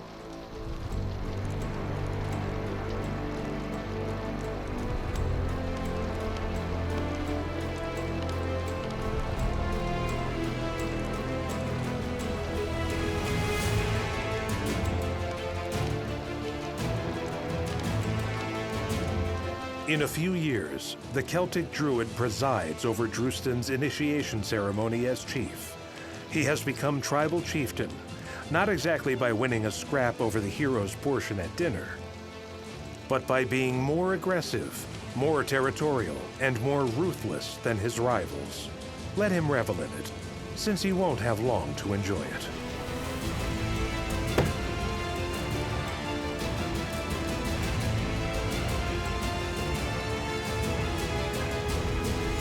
We can't say for sure how our Czech Celtic warrior chieftain would have lived out the rest of his days.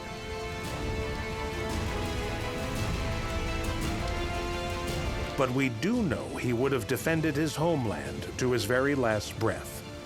Ironically, some 500 years later, it would be the fall of the Roman Empire that would signal the beginning of the end for the Celtic peoples. But give them their due. They had had a long and glorious ride in the warrior's way.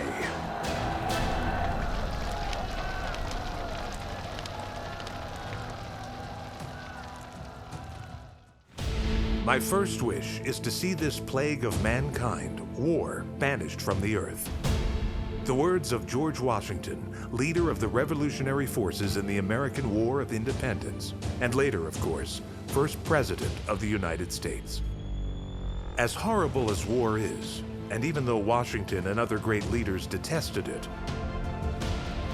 they also recognized that, in their times, war could be the only way to bring about change. And in the midst of the destruction and carnage, there could be courage and nobility which rose above the fray. In this series, we pay tribute to warriors whose noble qualities speak to us down the centuries.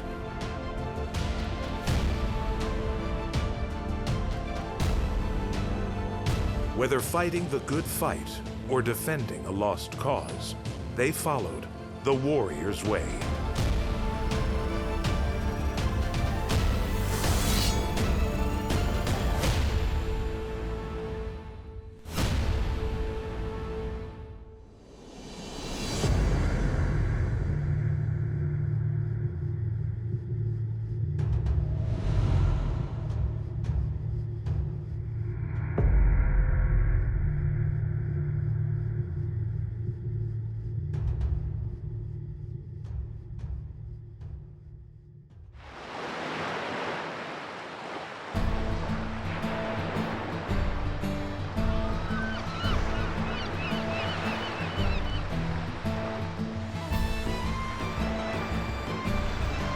Fraser the Scots, born in 1287, is the scion of one of the oldest Highland clans in Scotland. A young man with heroes to admire and a reputation to live up to.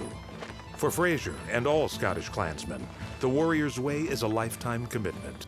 The Highland Warriors are one element of a larger Scottish military representation. Highland Warriors, I suppose, are men who are raised in war, they're trained from quite an early age in war, they live within quite a militaristic society, a society that oftentimes farms at one point in the year and fights in another part of the year. Sometimes that's local, within Scotland there's inter-clan disputes, but at other times they hire themselves out as mercenary warriors. Scottish clansmen seem to be all our ancestors, don't they? Every single one of us has a bit of Scotland in us. The year before Fraser's birth, in 1286, it had been decreed that all Scottish freemen were obliged to do 40 days a year of what we'd call today national service.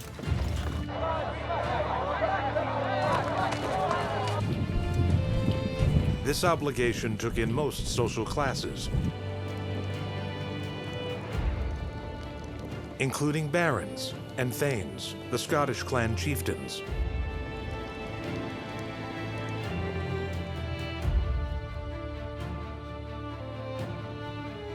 So the king could call upon his tenants-in-chief to provide a number of soldiers per year.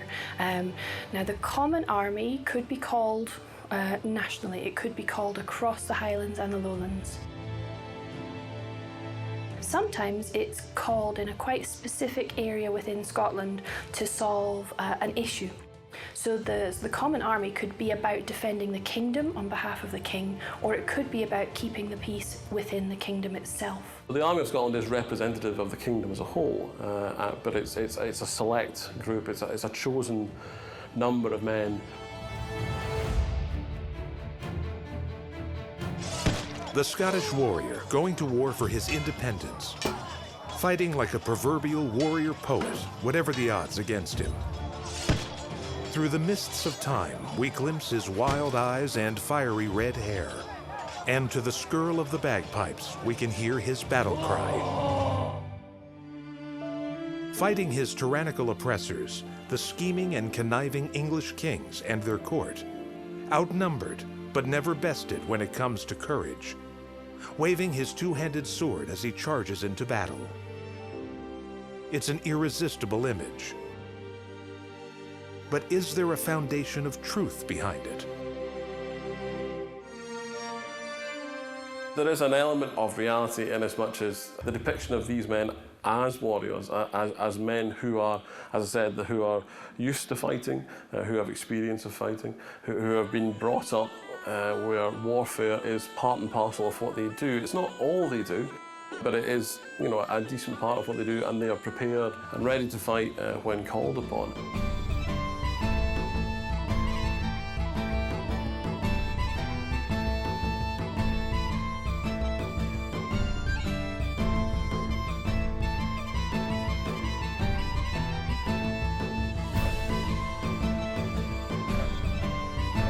Fraser Dundyke's story is centered around the Scottish Wars of Independence in the late 13th, early 14th centuries. Their enemy was, of course, the English, who wished to impose not only their king, Edward I, but also their feudal system upon the people of Scotland. The English would find that their northern neighbors prized their freedom and would fight to the last man to preserve it, just as the Romans had discovered before them. If you ever have a chance, one of the most amazing things on earth to see is Hadrian's Wall.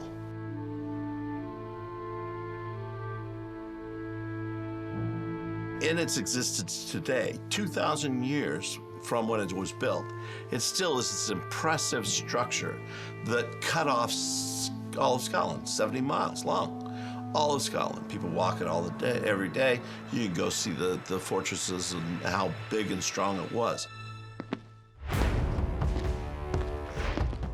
Well, why did they build the wall? There were people who wanted what they had, meaning the Romans.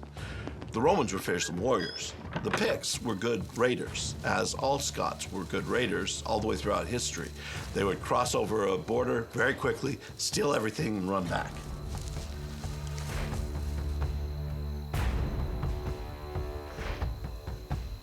The Roman sources do talk about the Picts as being difficult, a difficult opponent. And in some ways, they're doing some of the guerrilla tactics we are so famously associating with the Wars of Independence or any of these border skirmishes with the English. And they are good at using the terrain. They come out of the mist, so they have this almost mythologized spookiness about them because they will come under cover of fog and attack when people are vulnerable. And they are not going to take prisoners. The Romans come north, but they don't ever stay too long. And so once the Romans are away again, the Picts are able to then raid south into Roman Britain. And so you have something like, Hadrian's Wall being established in part as a defensive measure to try and keep the Picts and others out. But apparently the Picts are also quite well catered for in terms of naval resources. So ironically, they're able to bypass the wall and attack northeastern England by sea.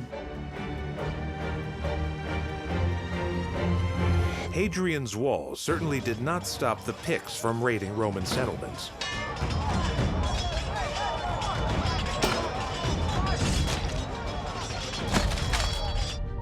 Indeed, at one point in the 2nd century, the Picts took complete control of the entire 70-mile-plus wall.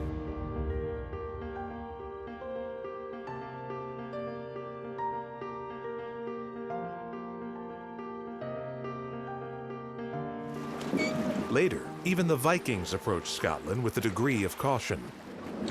However, Vikings did eventually settle in Scotland, mixing their own fierce warrior blood with that of the Picts. By the time Fraser Dundyke is born, the Scots' reputation for ferocity is well established.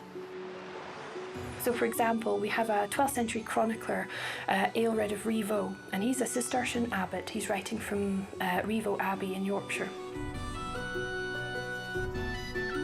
And he records these amazing battles between the English and the Scots, and he describes the Scottish behaviour. And he uses all of the tropes, the normal words that we would associate with the Scottish warrior. Savage, barbaric, brutal, unrelenting, all of those things are in his sources. He goes a step further. He particularly singles out the Galwegians, so the men of Galloway, and this is a really interesting choice. He calls them baby killers. He said and some of his fellow chroniclers, they make these descriptions of the men of Galloway not nice, crushing babies beneath the hooves of their horses' feet, ripping fetuses out from pregnant women's stomachs, and dashing the fetus on stones, murdering, raping, setting fires. Like later Hollywood producers, medieval scribes did not always let the facts stand in the way of a good, blood-curdling story. But there's no doubt that medieval Scots were fearsome warriors. Their reputation was well-founded. However, before the Wars of Independence, most of their fighting involved one Scots clan pitted against another.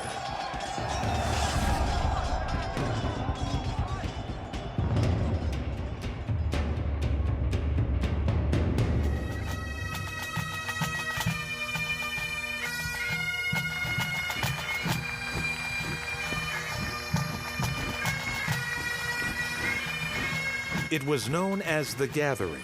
Chieftains and clansmen of the great clans came together in one place. Bagpipes sounded, the Highland Fling was danced, and Highland games were played with gusto.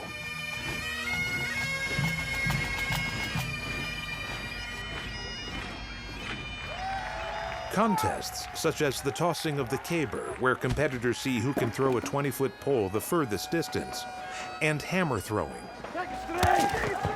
All good, clean fun. But don't be mistaken. Clan membership was a matter of blood, soil, and warrior pride. Even today, for many Scots, clan membership is serious business.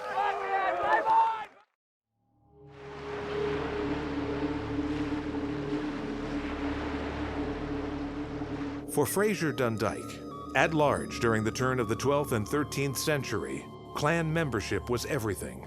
Born into one of Scotland's first major clans, his loyalty to clan comes before loyalty to country, and certainly before any crown.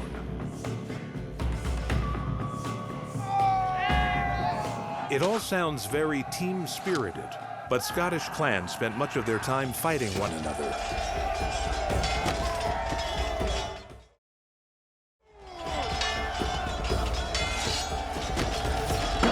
They lived off the land and the cattle that grazed upon it, so most of their disputes were over territory and livestock. These disputes could be bitter and bloody. Some of the better-known grudge matches went on for centuries.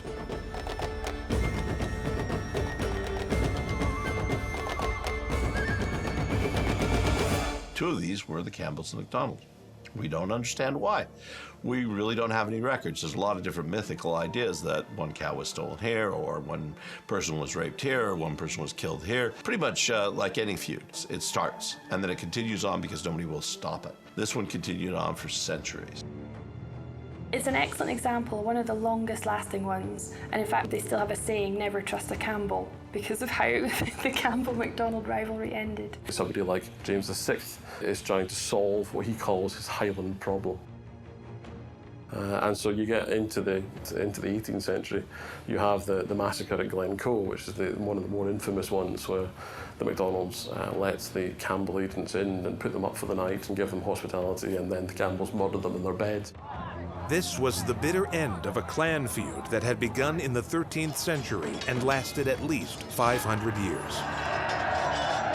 It's a bit of a depressing thing that one of the defining characteristics is not letting a grudge go, but we've got so much evidence of families who make it their business to hate another family for a period of several hundred years.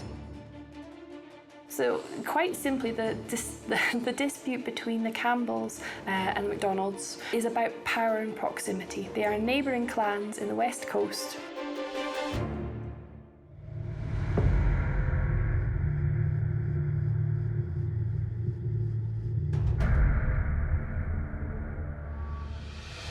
Whether the Scottish clans were fighting each other or battling so-called outlanders or sannochs, what kind of weapons did Scottish clansmen like Fraser carry into battle?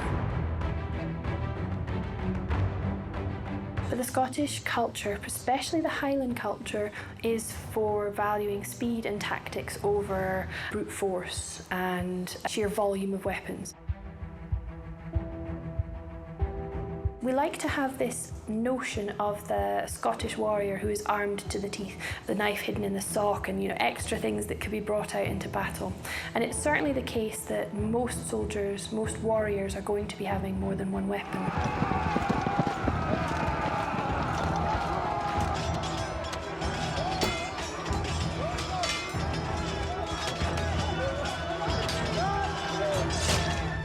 Swords probably, but certainly spears are absolutely a classic part of warfare across the Middle Ages, and the West Highlands and the Highlands are no different. But also things like axes, very much. The West Highlands in particular are quite known for the axe, sometimes with a long shaft, so it's not a hand axe, it's a two-handed, almost like a spear, but with an axe head on the end.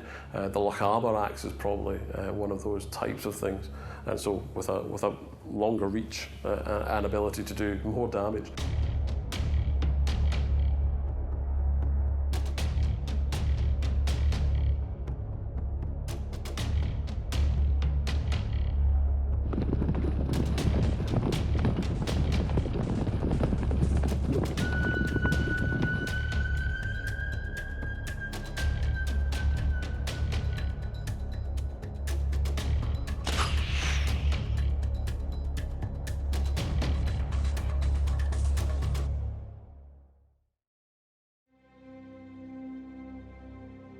Fraser spends a lot of time learning how to use this array of weapons as a matter of survival, but also a matter of pride.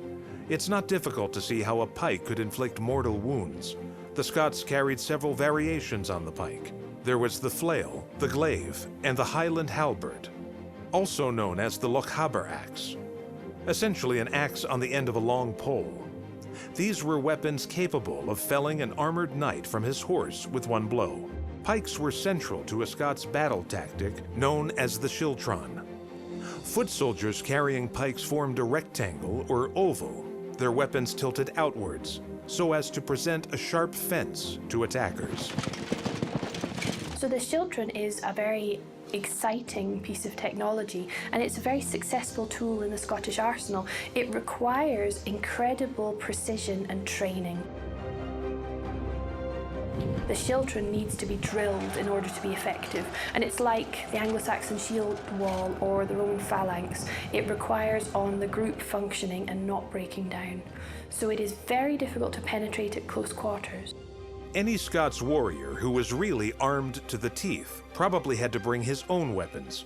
Case in point, in the year 1318, Robert the Bruce decreed that any man who owned goods equivalent to the value of a cow should supply their own spear, sword, or bow and arrow with 24 arrows.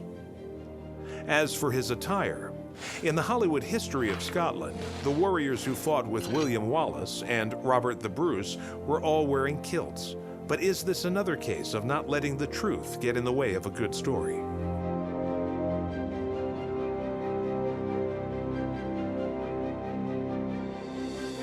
The kilt that we recognise and that we see in Braveheart or in any blockbuster is very likely to be quite a modern thing. The common story that's told is that it's the creation of Thomas Rawlinson, an industrialist and inventor in 1720, and he's English. So this would be the skirt-only piece.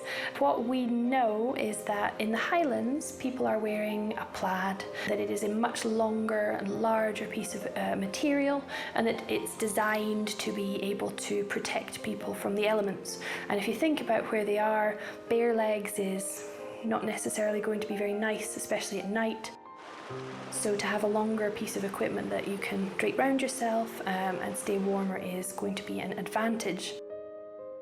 The equivalent for Highland warriors would have been, the plaid, so you have a massive piece of material that you wrap around yourself. And yes, it probably would have been vaguely kilt-like, but it's not anything like, modern kilts, which are all colour and a standard length and all the rest of it.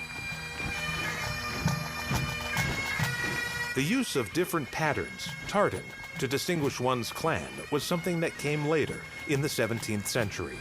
Some Highlanders were not only bare-legged, but also barefoot, even throughout the freezing cold of the Scottish winter. The reputation for toughness of these feral fighting men was clearly well-deserved. The Scots would need all the toughness they could muster in the half-century of wars between 1296 and 1346. The accidental deaths of King Alexander III and his supposed successor, Margaret, Maid of Norway, had left Scotland without a monarch. But plenty who claimed the throne was theirs by right. The Scots looked south to England for help, asking King Edward I to intervene. In retrospect, this was a terrible misjudgment, because Edward intervened all right.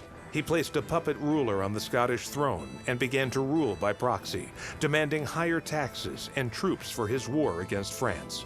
There was only one thing for it: war.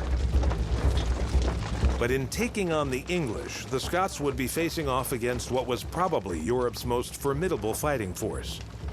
How could a ragtag army of sheep stealers be expected to beat the armored knights of England?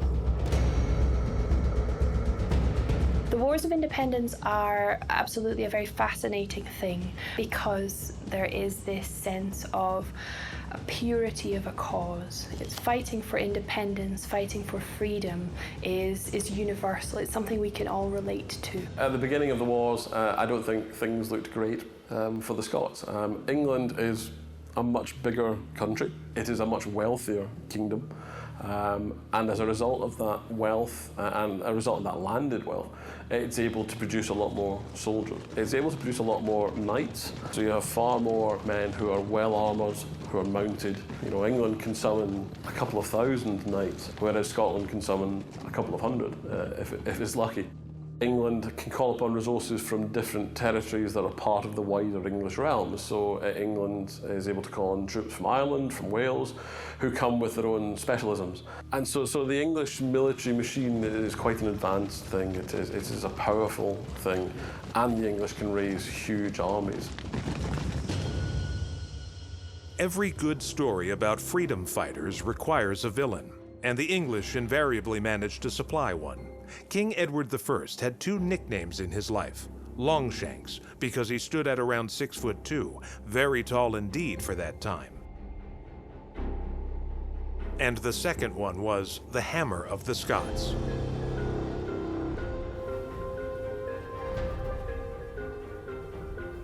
It was on his orders that the Scottish border town of Berwick was sacked and its people brutalized. The massacre of Berwick, as it came to be known, was described thus in Bowers' Chronicle. Edward spared no one, whatever the age or sex, and for 2 days streams of blood flowed from the bodies of the slain. For in his tyrannous rage, he ordered 7,500 souls of both sexes to be massacred. Hard to believe this quaint border town was once the site of so much bloodshed, but it was.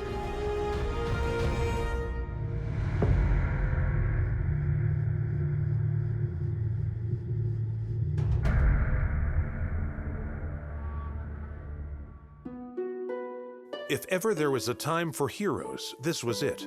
Step forward, William Wallace, Robert the Bruce, and in his own modest way, our own Fraser Dunedike.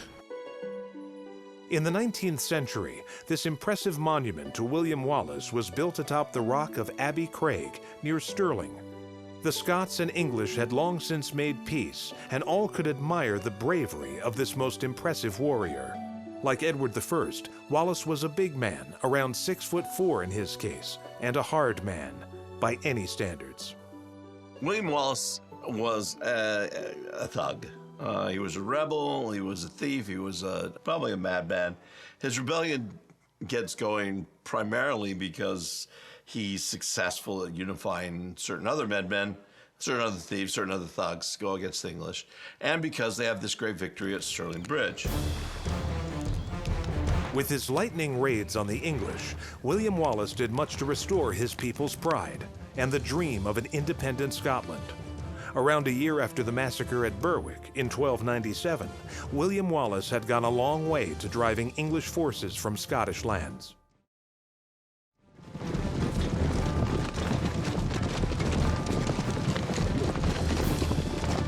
In retaliation, the English sent a large army north with the express intention of teaching the Scots a lesson.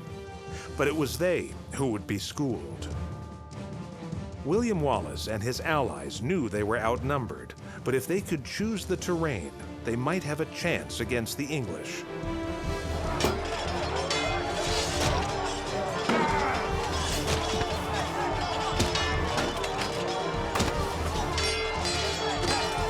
And here it is, Stirling Bridge, the only place for miles where an invading army could bring its supply wagons. If the Scots attacked here, the English would be left with two not very good options, either to stand and fight at the crossing or withdraw, leaving northern Scotland to the Highlanders.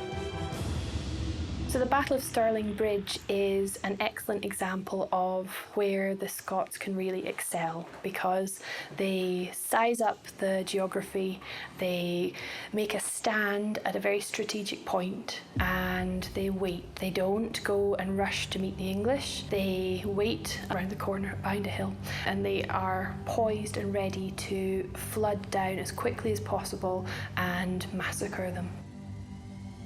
The Stirling Bridge was so narrow that only 2 people on horseback could travel at the same time. And the English army was enormous. It would have taken them hours to cross the bridge. It's only partially a battle, I suppose. It's an ambush.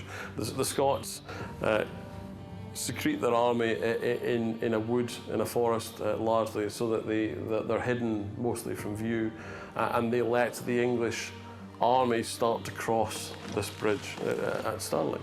And then when the English army is partway across, the Scots descend on the English army and attack them while only half of them have crossed the river. And so the English are then, there's only half of their force to fight the Scots. They have the river at their backs, and they are defeated in relatively short order. Stirling Bridge was a resounding victory for William Wallace and the Scot rebels. The tide had turned in their favor, or so it seemed.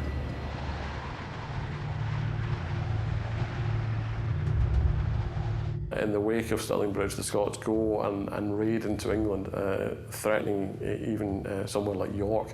They descend quite far into England. And so that very much takes the war to England again, just when the English have thought that the war is over, effectively.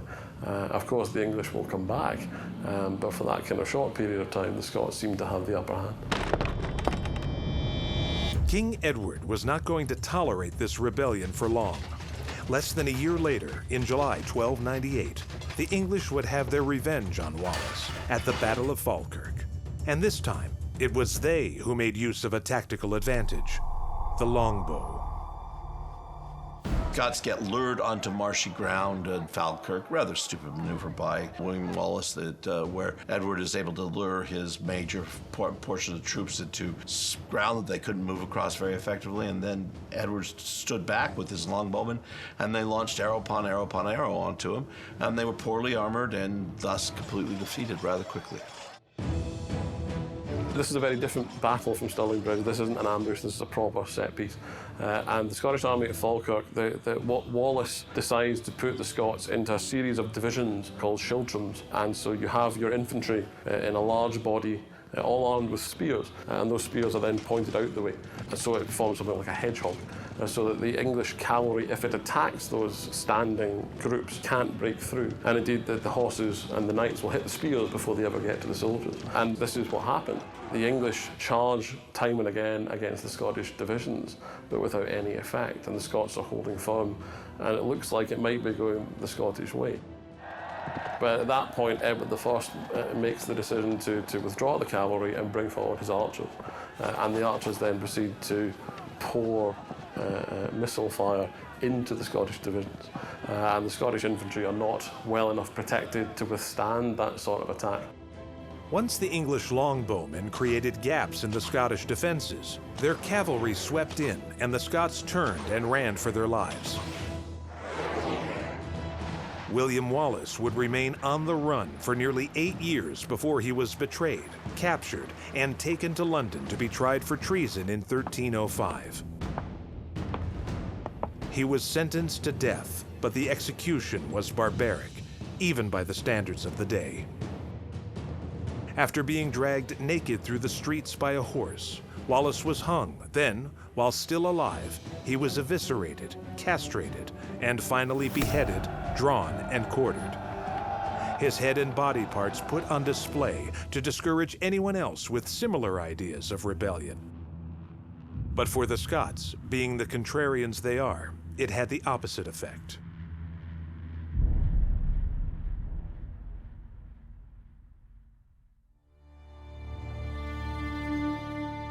Fraser Dunderdijk was born just a little too late to fight for William Wallace. But he surely would have if he could have. But as the horror of Wallace's trial and execution sunk in, another Scottish clansman was stepping up to take his place, Robert the Bruce, Scotland's most famous warrior king.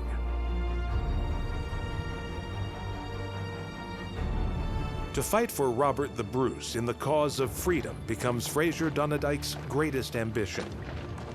And soon, he will get his wish.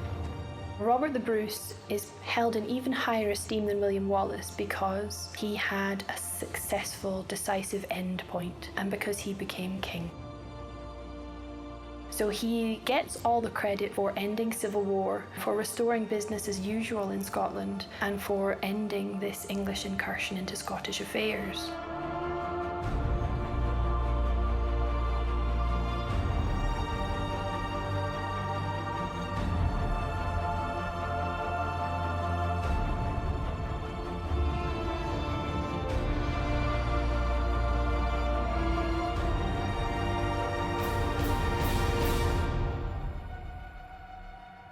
Robert the Bruce was as ambitious as he was brave, ruthless as he was resolute. In some respects, Bruce was like a Macbeth who got away with it. Exhibit A, he killed his main rival for the Scottish crown, John the Red Comyn. Not on the field of battle, but in a church. The Franciscan Church at Dumfries, to be precise.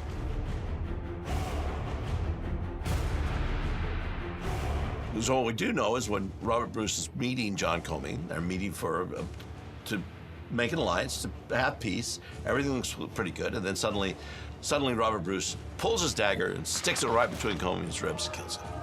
And he walks out and says, yeah, well, peace has been made. Alliance has been made. After murdering John Comyn in February 1306, Robert the Bruce was hastily crowned king, but a series of defeats by both rival clans and the English forced him into hiding. Now he was a king only in name. Things were so desperate that the Bruce hid in a cave where, legend has it, he observed a spider take 7 attempts to spin a web. 7. Robert the Bruce concluded it would take that kind of persistence to win the Scottish crown. So he took up where William Wallace had left off. Today, we would call it guerrilla warfare.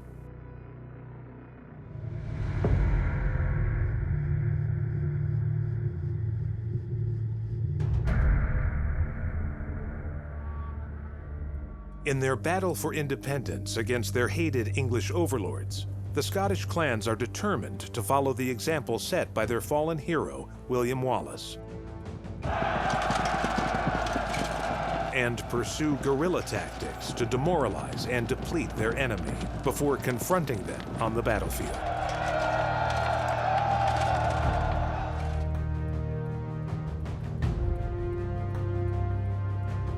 Certainly to the English opponents in the medieval period, guerrilla warfare tactics were not playing by the rules. So they're not chivalric, they're not meeting at a battlefield out in the open, but they are relying on their strengths. And to a lot of English chroniclers in particular, this isn't on. And it allows them to build up this portrayal of the savage, barbaric, uncivilized Scot because there is such a contrast in behavior in battle. It is unfortunate, but that's how it has been portrayed in all of the sources. So guerrilla warfare is very much in view in some of these key wars of independence successes. It's about intimate knowledge of the terrain, and you would not expect an English army or even English scouts to be able to identify a place of battle. So this is something about being in the land and being of the land and knowing where to go. Robert Bruce plays for the English for a while, and he realizes that they're rather weak when Edward II comes on the throne after his father's death in 1307. So Edward II has great failings, and he knows he's not like Edward I was. So Robert Bruce rebels. He's not particularly successful at the beginning, but he catches the same spirit, and he catches some of the same men who had fought with William Wallace, and they start unifying and coming around him. Confronting the English army in the open field was at first out of the question, so Bruce staged a series of surprise attacks on castles held by the English. And it is during one such attack that we'll see Fraser prove his mettle. With his small band of warriors, Fraser waits until nightfall, and then they scaled the fortress walls with grappling hooks and rope ladders. A few men can now sneak inside and open the gates to larger bodies of bloodthirsty Scots who rush in and literally catch the English while they are sleeping. These kind of attacks not only returned castles to the Scots, but also deprived the English of key bases and supplies. The American General Patton once famously advised would-be leaders to, quote, "do everything you ask of those you command." And in the winter of 1313 at Perth Castle, Robert the Bruce showed his personal courage by wading across an ice-cold moat before climbing up a rope ladder and opening the gates. Fraser, of course, will follow wherever the Bruce leads. Well, you have the example at Perth where the Scots swam across the moat. Bruce is there with them, swimming across the moat to deploy these special scaling ladders they've had developed so they can chuck the ladders over the wall, climb over the wall when in darkness when the castle garrison doesn't expect it, and to capture it. The Scots disguise themselves as cowherds bringing the cattle back into a castle in the evening. Then when they're in the gate, they use a cart to prop open the portcullis and to stop them shutting that so they can get in.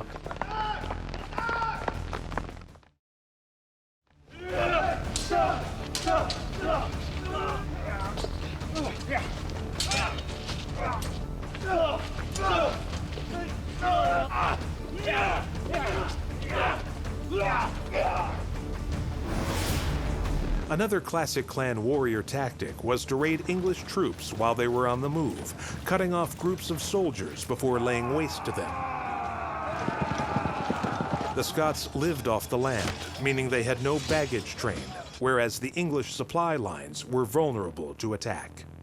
The Scots, particularly Highlanders, are used to travelling lots of distance and surmounting very difficult terrain, so it's normal for them. They use ponies rather than horses because ponies can cope with this terrain better too. So they are used to being on horseback from a young age. So this allows them as adults to be able to do this for considerable lengths of time and to cover significant distances. And it's this ability and this willingness to travel and to travel quickly that is key in their success. Although keenly aware that he was outnumbered by the battle-hardened and professional English army, the Bruce had to face his enemy on the open field at some point.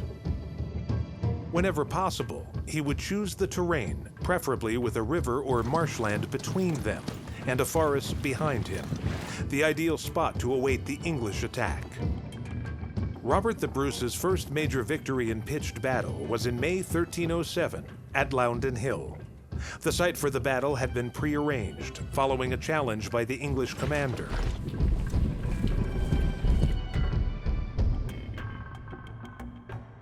Although Bruce was severely outnumbered, the prior notification of where the battle was to take place gave him and his troops ample time to prepare the ground to their advantage and to suit their tactics. So the Battle of Loudoun Hill is very much marking a change in how Robert the Bruce is commanding his army. He's learned from the catastrophic defeat, the defeat that spawns the Spider legend. He's learned to control the terrain. He's learned that he cannot best the English army even with his superior numbers. So he needs to be very careful about how he marks out a battlefield and how his Scottish troops approach the English troops. So that means waiting until the right moment, ideally controlling the higher ground, restricting how many English can advance at one time, and then moving very quickly and striking to eliminate as many English soldiers as possible. So we really see him identifying his style of military leadership, and it is very successful. Most of the English had been on horseback at Loudoun Hill, so those not trapped in the specially prepared ditches fled the scene of battle from the bloodthirsty Scots, who were principally on foot. At Loudoun Hill, Bruce's forces had won a stunning victory against massive odds.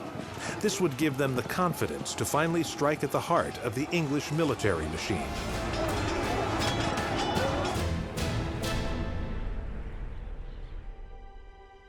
The English and Scots would meet again in open battle around a year later. But it was apparent that the English had not learned their lesson. On the 23rd and 24th of June 1308, at a place called Bannockburn, over 2 days of bitter combat, the English cavalry repeatedly tried to break the Scottish defenses, but to no avail. Bannockburn was also said to be the beginning of a new type of warfare in medieval Europe, where infantry and not cavalry dominated the battlefield. At Falkirk kept his children stationary, roped together, penned in so that they can't go anywhere. Bruce had his troops being mobile, and his children moved forward and took the attack to the English. But with that same hedgehog-like idea, the English can't break the Scottish schiltrums down. The English cavalry is caught with the schiltrums in front of it and its own infantry behind it. It can't bring the infantry up, fight against the Scots hand to hand, because the cavalry's in the way. And when the English try and use archers like Egbert I did at Falkirk, the Scots send in their cavalry to chase the archers from the battlefield, and so the English missile threat is nullified. And as the Scots continue to push the English back, the English cavalry then starts to fall on its own infantry. And the infantry then panics and runs. But at the English rear is the Bannockburn itself, and probably more English drown in the burn than perhaps are necessarily killed on the field itself.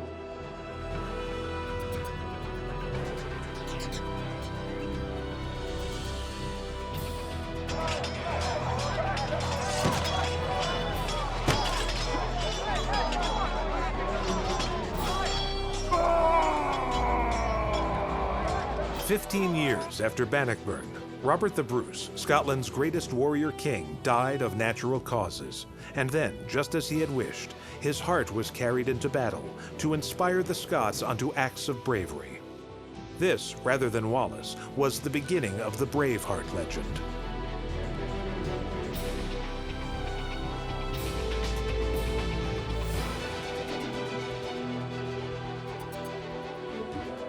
Scotland would go back and forth between independence and English rule in the centuries to come. In the 18th century, the Jacobites, as they were known, had their eye not only on Scotland, but the British throne itself. With a series of rebellions in Scotland in 1715, 1719, and 1745, they sought to overthrow the ruling Hanoverian royal family and replace them with the Scottish House of Stuart.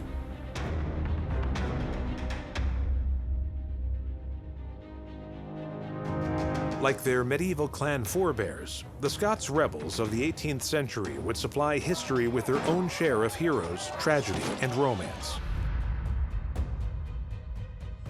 The stuff that myths are made of, which is why, hundreds of years later, many people have heard of Charles Edward Stuart, the Young Pretender, also known as Bonnie Prince Charlie.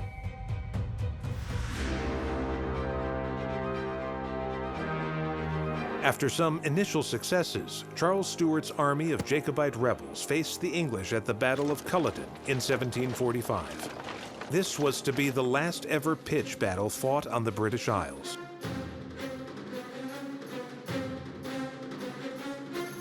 Though pounded by artillery, the outnumbered Jacobites retaliated with the kind of Highland sword charge that you'd expect from a nation of warrior poets.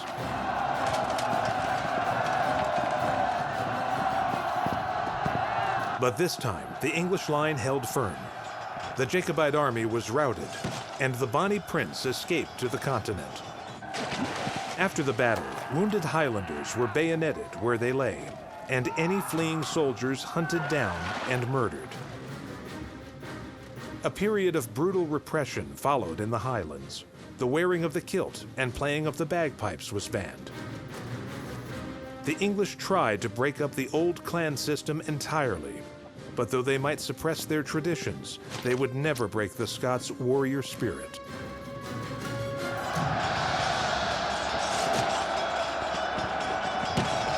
A lot of people have a very decent idea in their own minds what the medieval Scottish warrior was and what he did.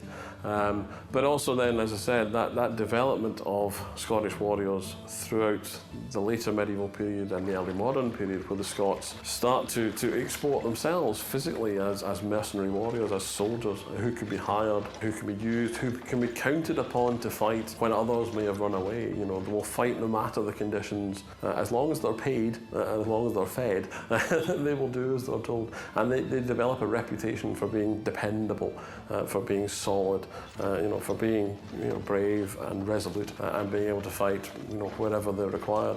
And they developed that throughout the early modern period, fighting in various parts of continental Europe, fighting for the Swedes, fighting for the Holy Roman Empire, fighting for the Russians. No matter who it is, the Scots seem to do a pretty good job.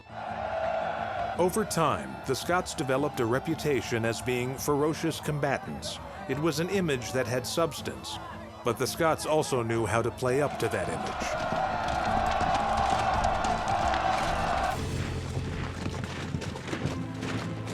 In the campaign before Waterloo, in 1815, the 79th Cameron Highlanders found some spare breastplates from French soldiers, and they make them into frying pans. So they're cooking some steaks, and they invite some Belgian soldiers to come and share a meal with them. Only the Belgians see the frying meat in the breastplates of French soldiers and run away in horror because they think they're cannibals. They're playing up to this barbaric, ruthless savagery that will help scare people away. But there's some other examples too. In World War I, the German Imperial Army was using an image of a Scottish warrior in some of its propaganda, and it uses the kilt. It uses the classic image that we understand to mean Scottish warrior. They kind of forefront it in their propaganda because they're so scared of them. They were terrified of the Black Watch Regiment. They called the Scots the devils in kilts. They called them the ladies from hell. They were absolutely horrified by the thought of having to fight Scots. The Scots eventually would win the right to self-determination in most important aspects. They would do so peacefully, however, and through parliamentary means, which is admirable. Though admirably peaceful and democratic, acts of parliament are just not as evocative as the Scottish clansmen of old. Stubborn, rebellious, and brave to the point of foolishness. Fraser Dunderdike is a fictional character, but he represents many such a man who fought for the Scottish clans. That was the Scottish clansman's tradition. That was the warrior's way.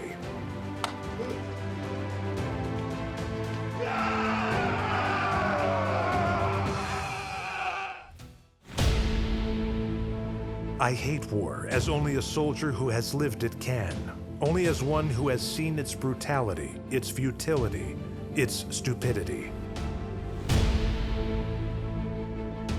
So said Dwight D. Eisenhower, Supreme Commander of the Allied forces at D-Day. Most of us would agree. And yet, despite its carnage and senseless destruction, we can see bravery, toughness, and tenacity, the kind that also speaks to the best in humanity.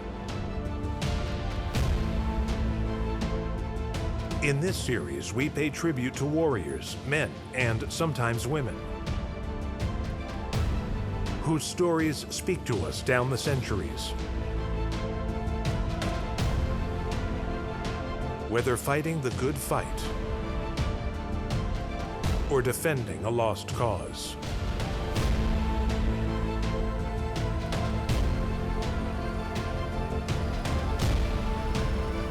They followed the warrior's way.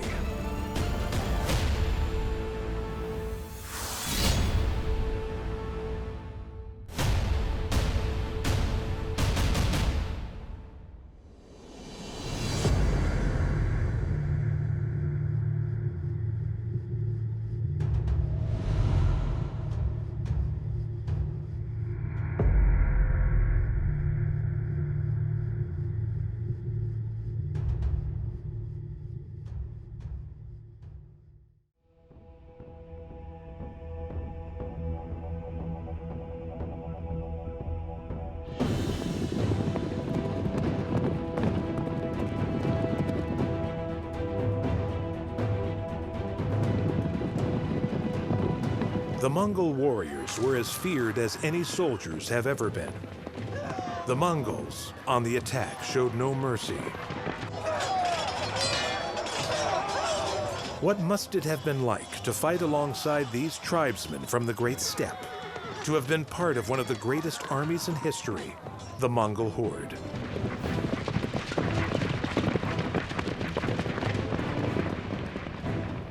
Knubish, for that is his name, is one such warrior.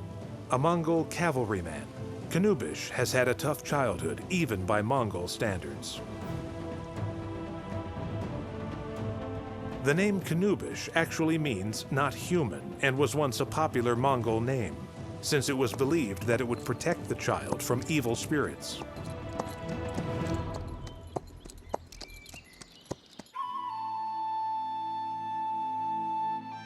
Knubish is an orphan whose childhood is spent among distant relatives. It's a tough start in tough times.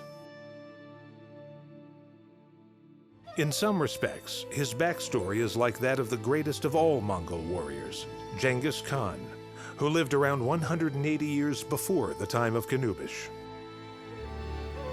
Unlike the great Khan, Knubish is not destined for glory and fame, but he is still a moving part of the massive yet intricate Mongol war machine. Well, the Mongols were the most ruthless people that probably ever existed. I think as a warrior class, as warriors, they had the least value of human life. There was no regard for anybody who lived. You know, if you gave up any resistance to the Mongols, you died, and they had no care about that. Sometimes if they went into a town and decided that they needed to move on, they would ransom any artisans out. So if you could bake bread or you could make something, you were in pretty good shape. If you weren't, that was it, you were dead.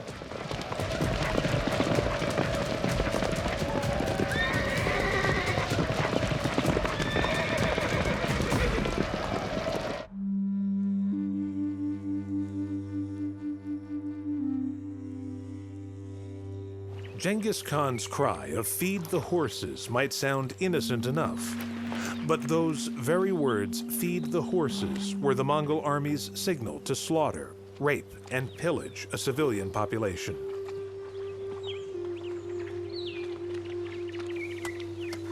In those days, there was almost no such thing as a male civilian population in Mongolia. Virtually every Mongol man was either a soldier or supported the military in some capacity.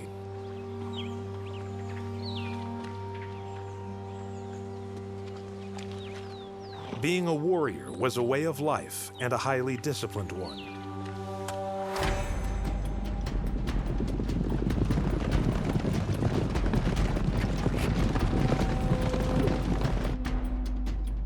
In the 12th and 13th centuries, the great Khans of the Mongol Empire carved out the largest empire the world has ever seen, and maybe ever will see. And Mongol cavalry were the vanguard for the armies of that empire, striking terror into the hearts of their enemies for over 150 years. Their brutality was legendary. But when you dig deeper into Mongol history, you realize they were, of course, remarkably more subtle and complex. The Mongols succeeded because of their discipline, their speed and their discipline, and the awe in which they were held. They fought in small groups of very mobile cavalry. It was certainly a professional army. The name Horde is from a Mongolian word, Ordu, which in fact means the camp. I think that's probably where this idea of the Horde came from. But no, they were an extremely disciplined force. And again, they may have appeared to be one huge horde, one mass, but in fact they were working in small, sometimes independent groups which could come together when the occasion demanded. Renowned for their ferocity, Mongol cavalry attacked with lightning speed and devastating effectiveness with the bow and arrow. Pure warriors who fought during winter, unlike those lazy Europeans.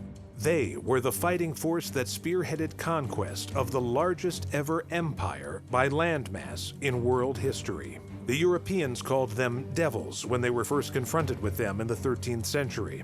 Of course, European armies were no strangers to savagery themselves, but none were more violent than the Mongols, who massacred millions in their frenzy of conquest. In looking at military societies throughout history and how good some were, some are there because they simply expand, like the Romans, they simply expand, they take over, and that's that. The Ottomans did the same thing. The Mongols, they ruled in fear. They would sweep in, They'd sweep through a place, they took everything that wasn't tied down, nailed down, they burned everything else, they killed everybody else, and so they left. And there was often a time when nobody would rule in that place, would come into that area, even though the Mongols had left, because they were scared to death that they were on the Mongol frontier and that they would return.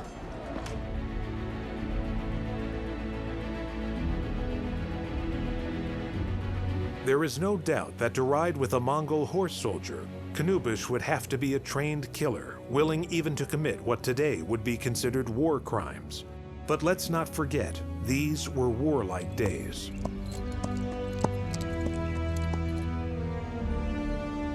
We are speaking about Middle Ages. This was the age of brutality from our point of view. Especially, for example, when we are mentioning that Mongols were able to destroy the whole cities and kill everybody if the city did not give up before the battle. This was something usual. This was something that was somehow natural even for the European warriors.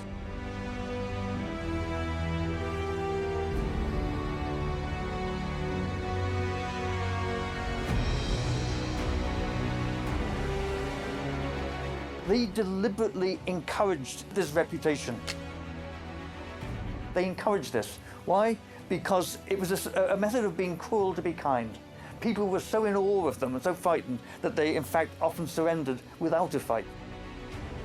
The Mongols were past masters at psychological warfare, as well as physical warfare.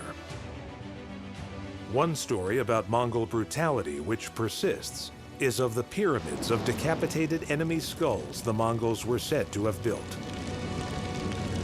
The story about the pyramids, the towers of skulls, is a true story, but in fact it applies to Tamerlane.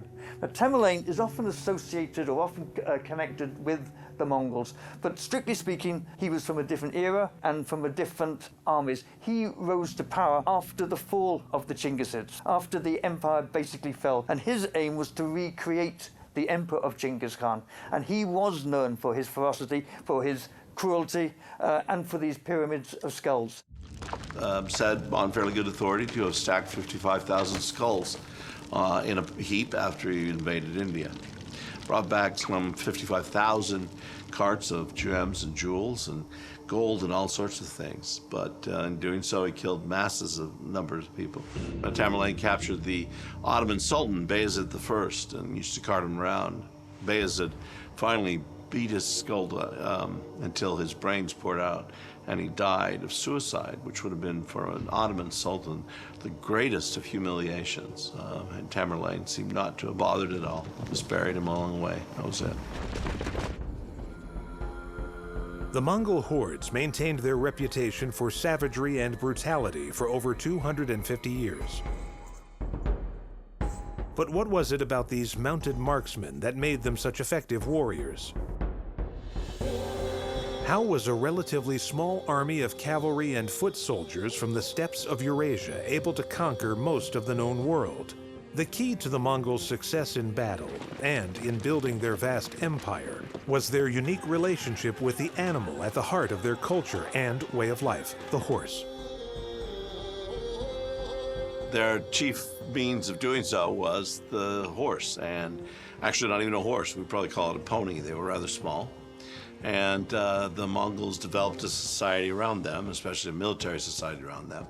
Every warrior had at least 3 or 4 that he strung along with him. He would change mounts if one needed.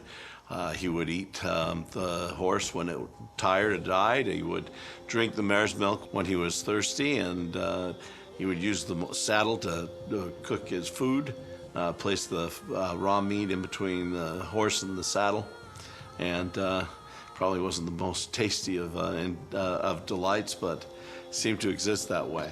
And so the society changed, the military society changed the world.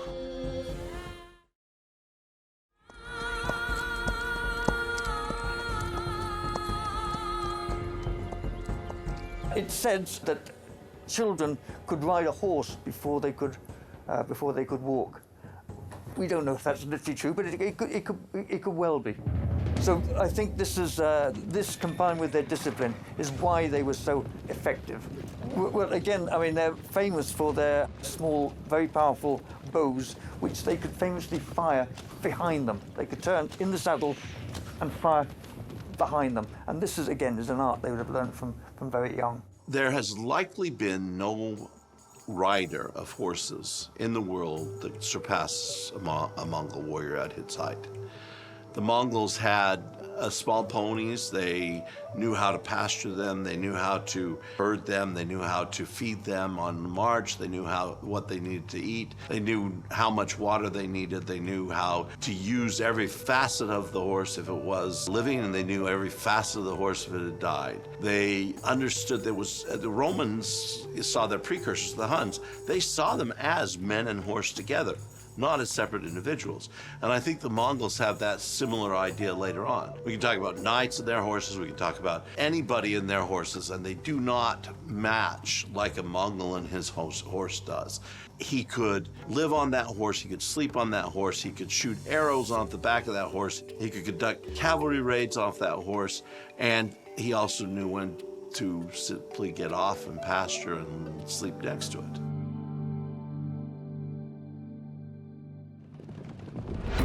Mongol horses were tough, durable, and fast. Every Mongol cavalryman had 4 or even more horses, switching from one to another during a campaign, which meant no one horse was ridden until exhausted. This meant the Mongol army could move much faster than any other fighting force of the time, often covering 60 to 100 miles in a day. The Mongol way was that of the warrior, but it was also the way of the nomad.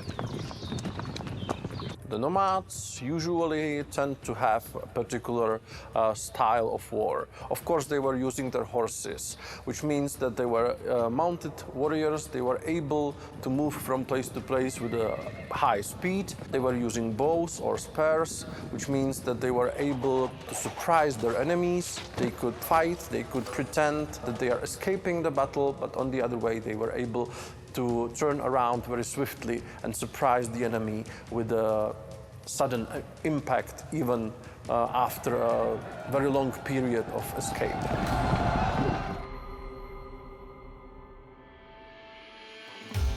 The camps, the Ordus, were more like mobile cities. Giovanni, the Persian historian, he's known for his prose. He wrote a history of Genghis Khan. He was an eyewitness. Now, the point about Giovanni is this. He learned his arrogance. He learned his sophistication in Mongol Urdus, in camps. He was brought up in a Mongol camp. Why is this so? Is that in the camps, representatives from all the leading families were there. They were the sons and the daughters. They were hostages, effectively, but comfortable hostages.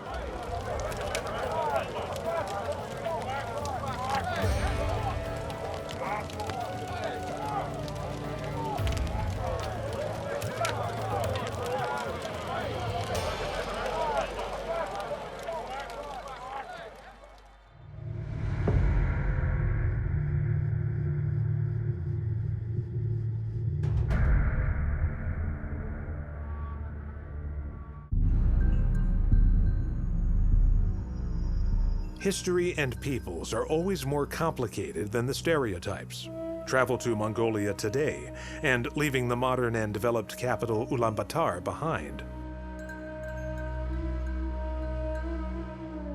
you'll discover that many rural Mongolians still lead nomadic or semi-nomadic lifestyles in the grasslands, families living together in large circular tents, the famed yurt, just as they have for centuries. They are constantly on the move with their herds in search of fresh grazing grounds. The Mongolians who thrive in this harsh yet picturesque landscape would not trade it for all the riches of modern civilization.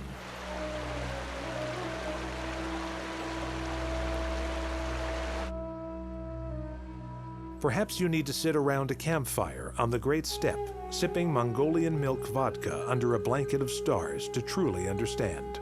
Today, the Mongolians' deadliest enemy may be the fast encroaching modern world. But this is how it's been for almost a millennia.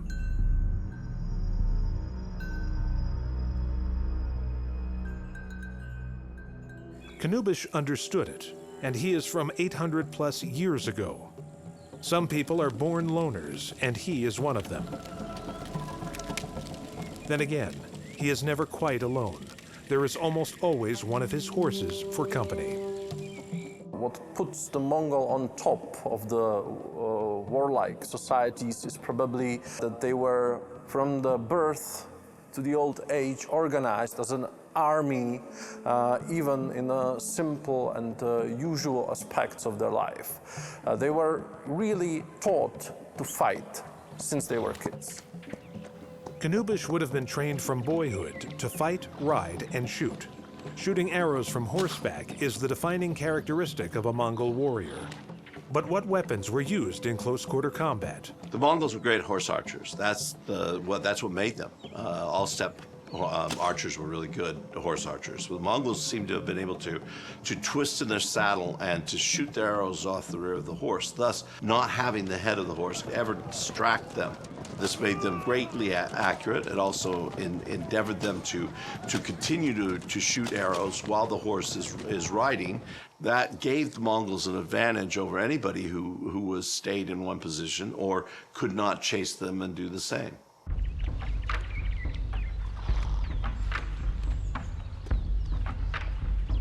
The nomadic bow was an interesting weapon. It was much shorter than the European longbow. Obviously, it was necessary for the bow to be shorter in order to be used as a mounted weapon.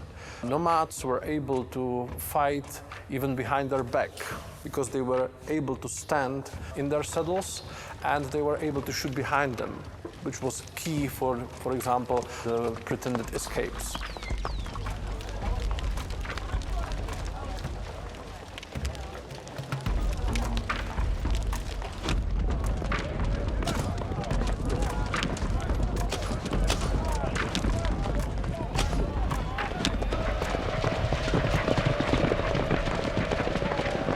Mongol armies included heavy cavalry units, which, like their European counterparts, carried lances and wore metallic armor and swords and daggers for close-quarter combat. But the mounted bowmen we think of as Mongol cavalry wore light armor, very light in some instances. They used to wear silk undergarments, and this is because if you are shot with an arrow, the silk will not stop it exactly, but it will absorb it. And then the point of the arrow doesn't actually cut through the silk. So it's easy to pull the arrow out using the silk. And you pull the silk out, that will pull most of the arrow out as well. It will limit the damage done.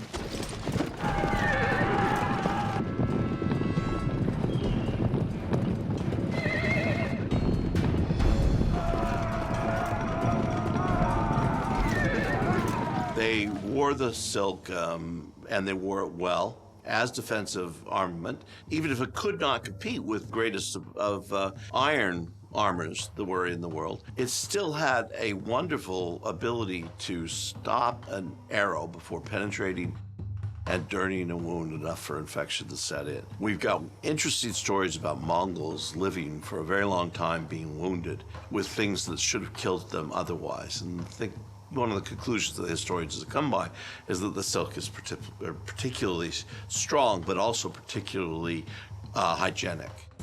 As a way of both honing their fighting skills and gathering meat for a huge feast, the Mongols held an annual great winter hunt during which thousands of horsemen gathered. Any warrior who failed to kill an animal could expect to hang his head in shame. Knubish is quietly confident as he goes on his first nurge. During the hunt, they were using certain military tactics, and they were learning to fight by that way. They should circle around the animals, and if any warrior would let any animal escape, it would mean that he will be severely punished. By this way, they were trained for the battles. The Great Winter Hunt, or nurge, was a cruel business. But Knubish is proud to have taken part in it. The nurge which again all Mongols participated in. They would form a circle. This could be hundreds of kilometers in diameter. The idea was to capture all livestock, all animals within that circle. They would do this by slowly constricting the circle. This is over hundreds of miles. Slowly, bit by bit, they would constrict the circle and push all animals within it into the center. This took intelligence. They had to send signals to each other where animals were grouping, where they were. So a lot of skills were learnt. And again, this would go on for days on end, pushing these animals to the center. And it's said by the time the circle narrowed to a small area, the animals were going absolutely wild, crazy, but they were not allowed to let them die. Only when the commander called a halt to the Nerj would the captain or the highest ranking person be allowed to kill an animal, and then they would, then there would be a bloodthirsty feast, and the animals, of course, would be saved for the winter. One noble tradition that has survived down the generations is the eagle hunt. The bond between Mongol hunter and eagle remains as strong today as ever. It is nice to see that some things don't change. 900 years ago, the Mongols were a warlike race whose main preoccupations were hunting, survival, and fighting each other. The Mongolian steppe had no real borders, and the Mongols respected none anyway. They believed it was their destiny to conquer the world.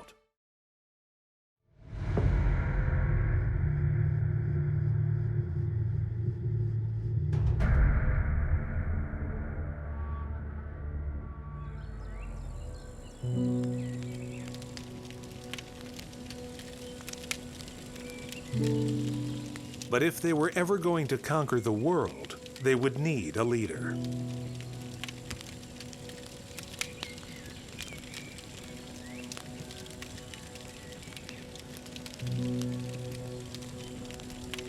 Cometh the hour, cometh the man, as the saying goes. Genghis, also pronounced Chinggis, Genghis, or Zhinggis, original name Temujin, was and is one of the most famous conquerors in all history. Born in 1162, all sorts of legends grew up around Genghis Khan, such as the tale that he was born with a blood clot in his little hand, a sign of things to come. Like Knubish, Genghis Khan had a difficult childhood. He was born the son of a Yaka Mongol chief. However, when he was 10, his father was poisoned and his mother kidnapped. Genghis became chief, but the tribe abandoned him. And for a while, he was forced to survive on his wits, digging roots for food and stealing sheep, before he was able to return to his tribe to prove himself worthy to lead it. One of the things the secret history of the Mongols tells us is that Genghis had a hard life as a child. Genghis Khan, mom is abducted. Then he had problems with his brothers. Well, Mongols always had problems with his brothers. In fact, Genghis' own sons had problems, and grandsons had problems with each other. His family was dishonored and been exiled from the tribe. That seems to be the case as well. That could have happened, I suppose, to other people. But the fact that all of these things together happened to Genghis, and yet he rises above them all, gives him an origin story that's not unlike those that even today tug at our heartstrings. It must have tugged at the heartstrings of many people who he encountered and thought, well, can I trust this guy? Should I follow him? Well, look at how he's done. Look at what he's raised himself to be.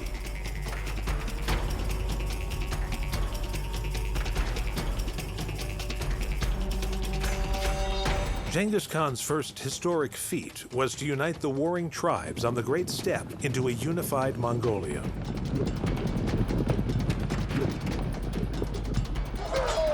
Before 1206, the various tribes, the Mongols, Tatars, Nayman, Kerites, all of these various Turco-Mongol tribes spent their lives fighting each other. Genghis Khan united them. He dissolved this tribal system. And amazingly successful. He abolished the tribes, and that's why they all became Mongols. He divided the various units into units of 10. 10 men were under the command of a leader of 10. Those leaders of 10 were under the command of a leader of 100. Those leaders of 100 were under the command of a leader of 1,000, up to the leaders of 10,000. These were the elite. These were the chosen, handpicked by Genghis Khan himself, whose loyalty was beyond question. These leaders of 10,000. Once that insanely difficult task had been accomplished, Genghis then set about extending his empire into Persia and China and oversaw the Mongols' first victorious encounter with the Russians. Khan was a military genius to rival Alexander the Great or Napoleon.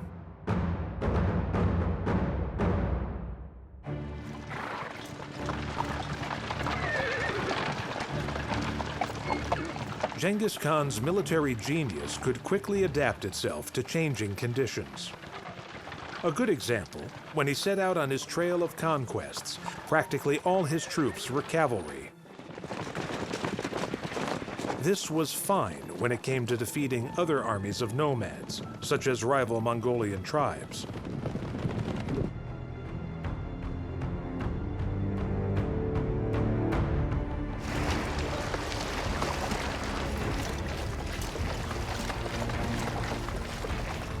But as they pushed into China, they began to encounter the problem of having to lay siege and penetrate cities.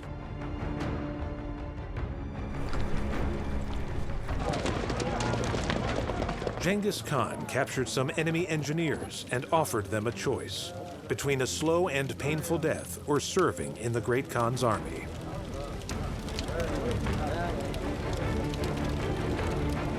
So when they moved into China, they had very little experience of siege warfare, but they learnt. Why? Because they incorporated other armies, other peoples.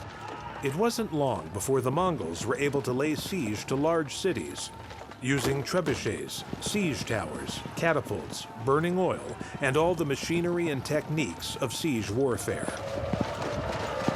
In this way, they were able to capture Zhengdu, or as we better know the city today, Beijing. Later, the Jin Emperor Aizong committed suicide there, rather than be taken by Genghis Khan. Virtually the whole world was seeing the consequences of trifling with the Mongol horde.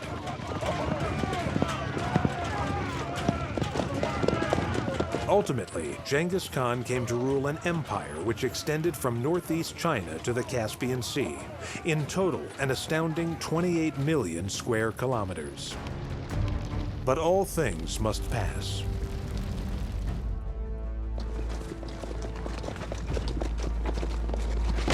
Not long after being thrown from his horse, Genghis Khan died in 1227 from internal bleeding.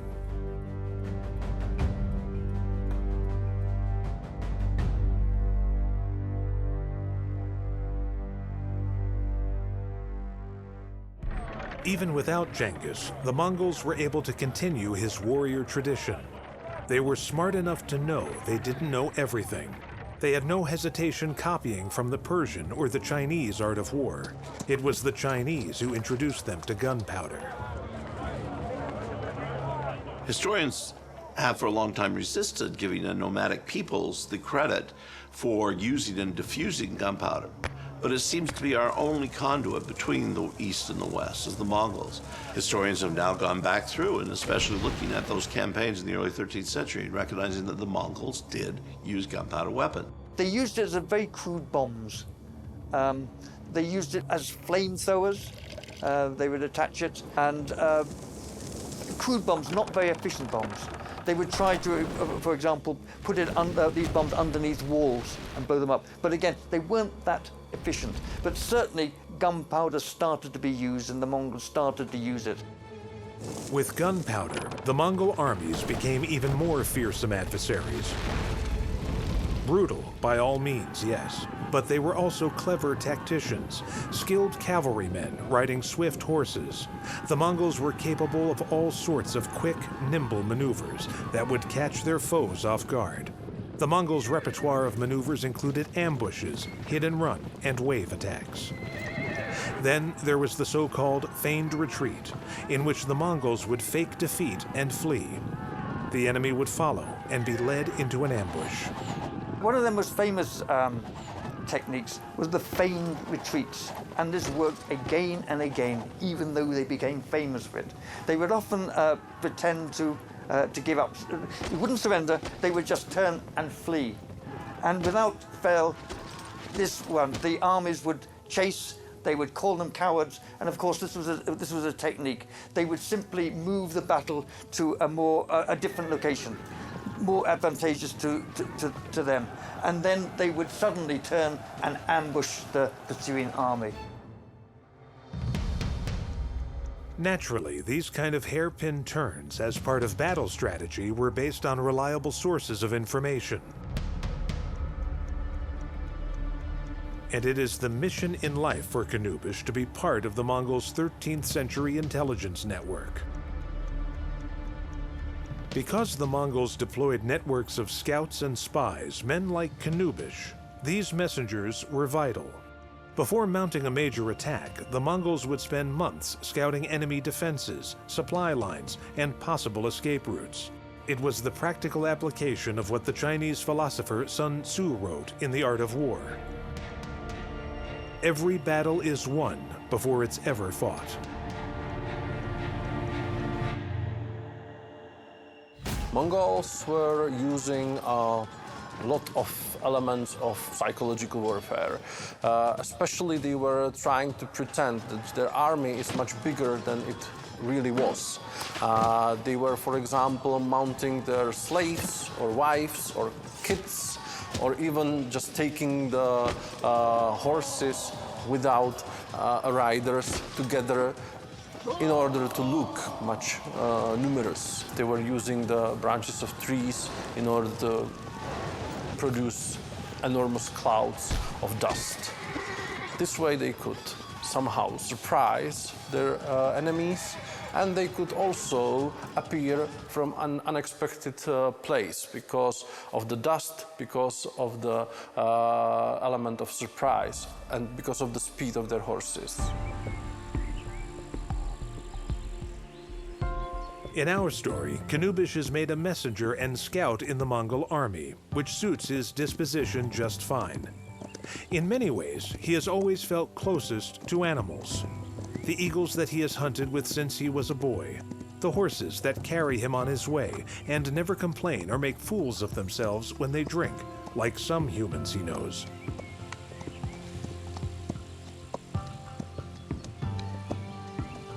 A solitary life is no hardship for Knubish, but he cannot begin to imagine the importance of the messages he will one day deliver to all corners of the vast Mongol Empire.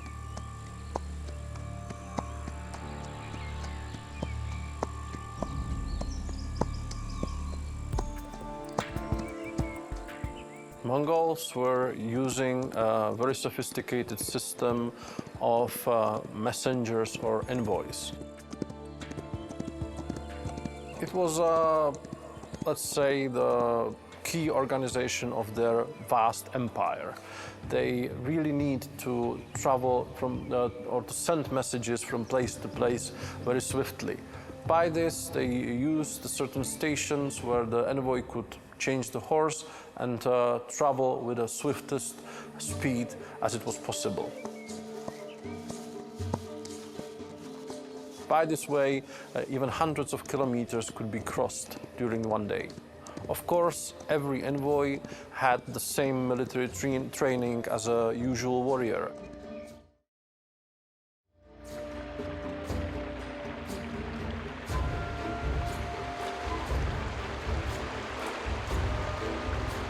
Long-distance communication in the Mongol Empire was based on supply or message routes known as the yam.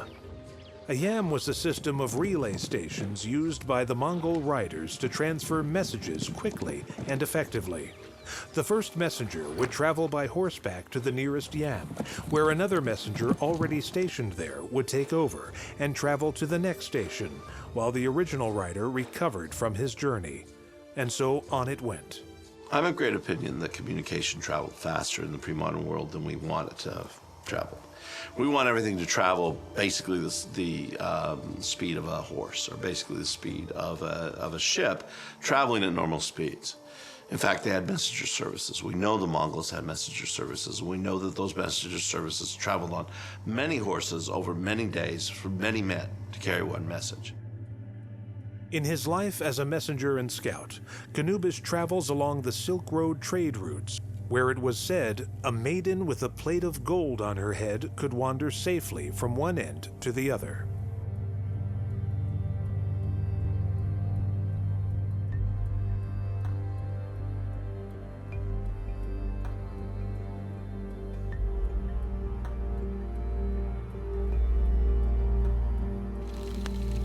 The year is 1241.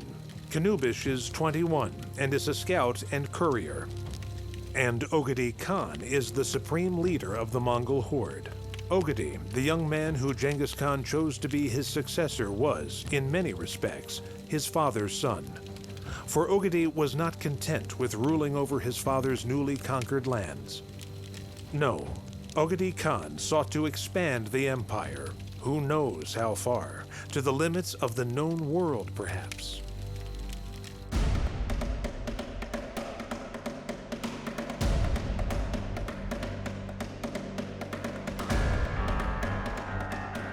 Where was the end of the world for the Mongols? They get all the way to Russia. They get all the way to the Hindu Kush. They get all the way to the Iranian Kush.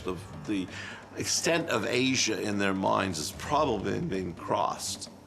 They do make it all the way into Hungary, but what promotes them into Hungary is unknown. By Christmas 1241, Ogedei and his generals had expanded the Khanate by conquering what was left of northwest China and pushing into Russia. The year before, they had sacked Kiev in modern-day Ukraine, and the horde was rapidly moving west. All of Europe trembled in the face of the Mongols, their terrifying reputation, the ruthless Mongol cavalry, and their sophisticated siege tactics. When the huge Mongol army reached Hungary, King Bela IV tried to stop them at the Battle of Mohi, but even the fierce Hungarians were no match for the Mongol hordes. Their European campaign, the Mongols met with the Hungarian army. This was particularly interesting meeting because Hungarians originally were nomads as Mongols, so they were using originally the same way of warfare. But we are speaking about the 13th century, so the Hungarian army during the 13th century was already a common European army with heavy horsemen, heavy armor, and using a short distance fight technique. On the other hand, the Mongols were using the typical nomadic tactics, so they were using the swift attacks, light cavalry, and they were surprising their enemies. So, in a way, it was meeting with between the European and the nomadic warfare. In the aftermath of the Battle of Mohi, Ogedei's armies unleashed hell on the Hungarians, killing an estimated 1 million people. Whether noble, knight, or peasant, they were indiscriminately put to the slaughter by the Mongol invaders. It was one of the bloodiest invasions of a blood-soaked period in history. Hungary first, the rest of Europe next. That is how it must have looked. December 1241, as the rest of Christian Europe quaked in its boots. And then, something like a miracle occurred. The great Ogedei Khan, the bloodthirsty son of Genghis Khan, had always been a hard drinker. Then one night in December of 1241, he drank himself to death, aged 65.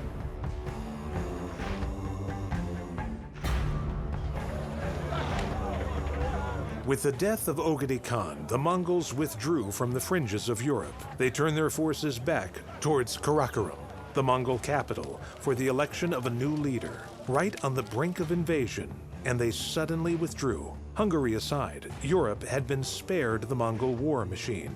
But exactly why? One thing can be certain when you've got nomadic forces, or you have forces that rely on charismatic leadership like the Mongols did, is when that charismatic leader dies, there's a vacuum.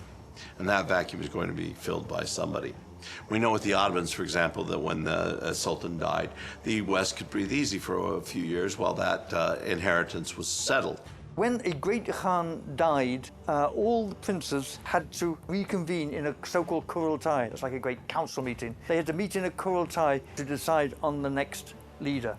So it was paramount that all the princes return to the center to make this decision. If they didn't come, they wouldn't partake. Basically, that prevented the possible expansion, the conquest into Europe.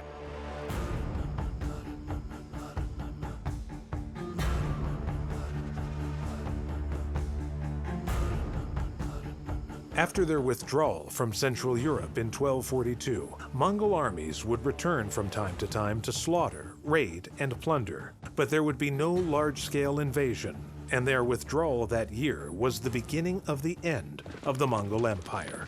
Ogedei Khan's fatal drinking binge had saved Western Europe from the Mongol hordes.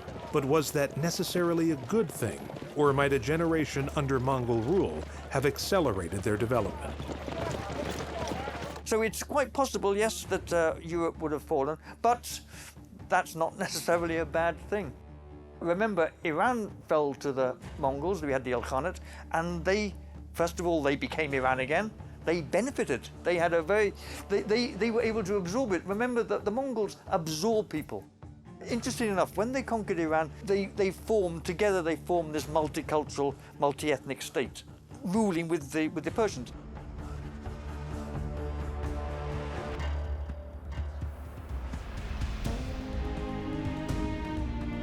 Who knows? Once the actual invasion was over, the Mongols usually turned out to be fairly benevolent dictators.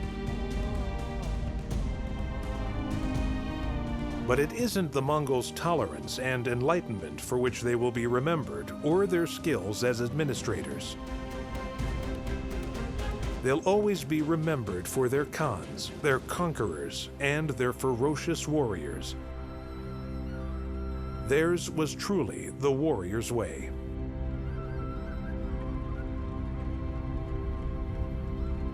The life of a Mongol warrior wouldn't have much appeal for most of us today. Too violent, but also too arduous and austere.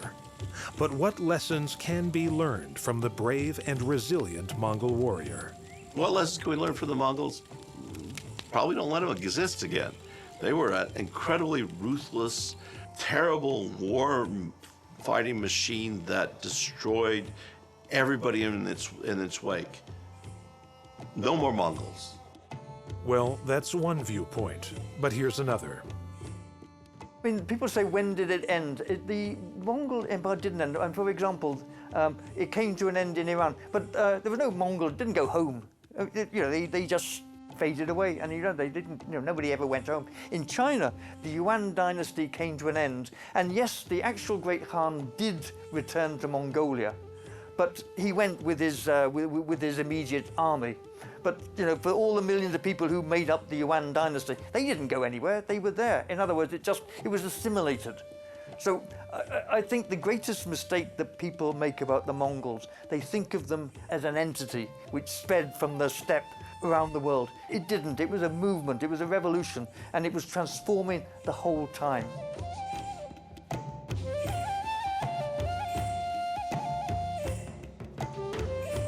And it lasts in one shape or form until today.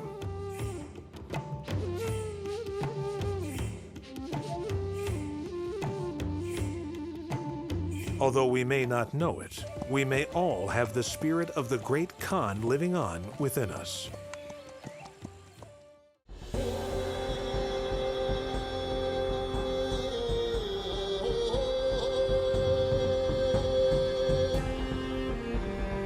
In his crammed 64 or so years, Genghis Khan had several wives and hundreds of concubines to ensure his legacy would last long into the future. Who knows, you may even share some of this great warrior's DNA. Geneticists have estimated that around 16 million people alive today are genetic descendants of Genghis Khan. Was that the warrior's way? Well, it was certainly a way of keeping the Khan's legacy and warlike spirit alive long after he had departed the field of battle.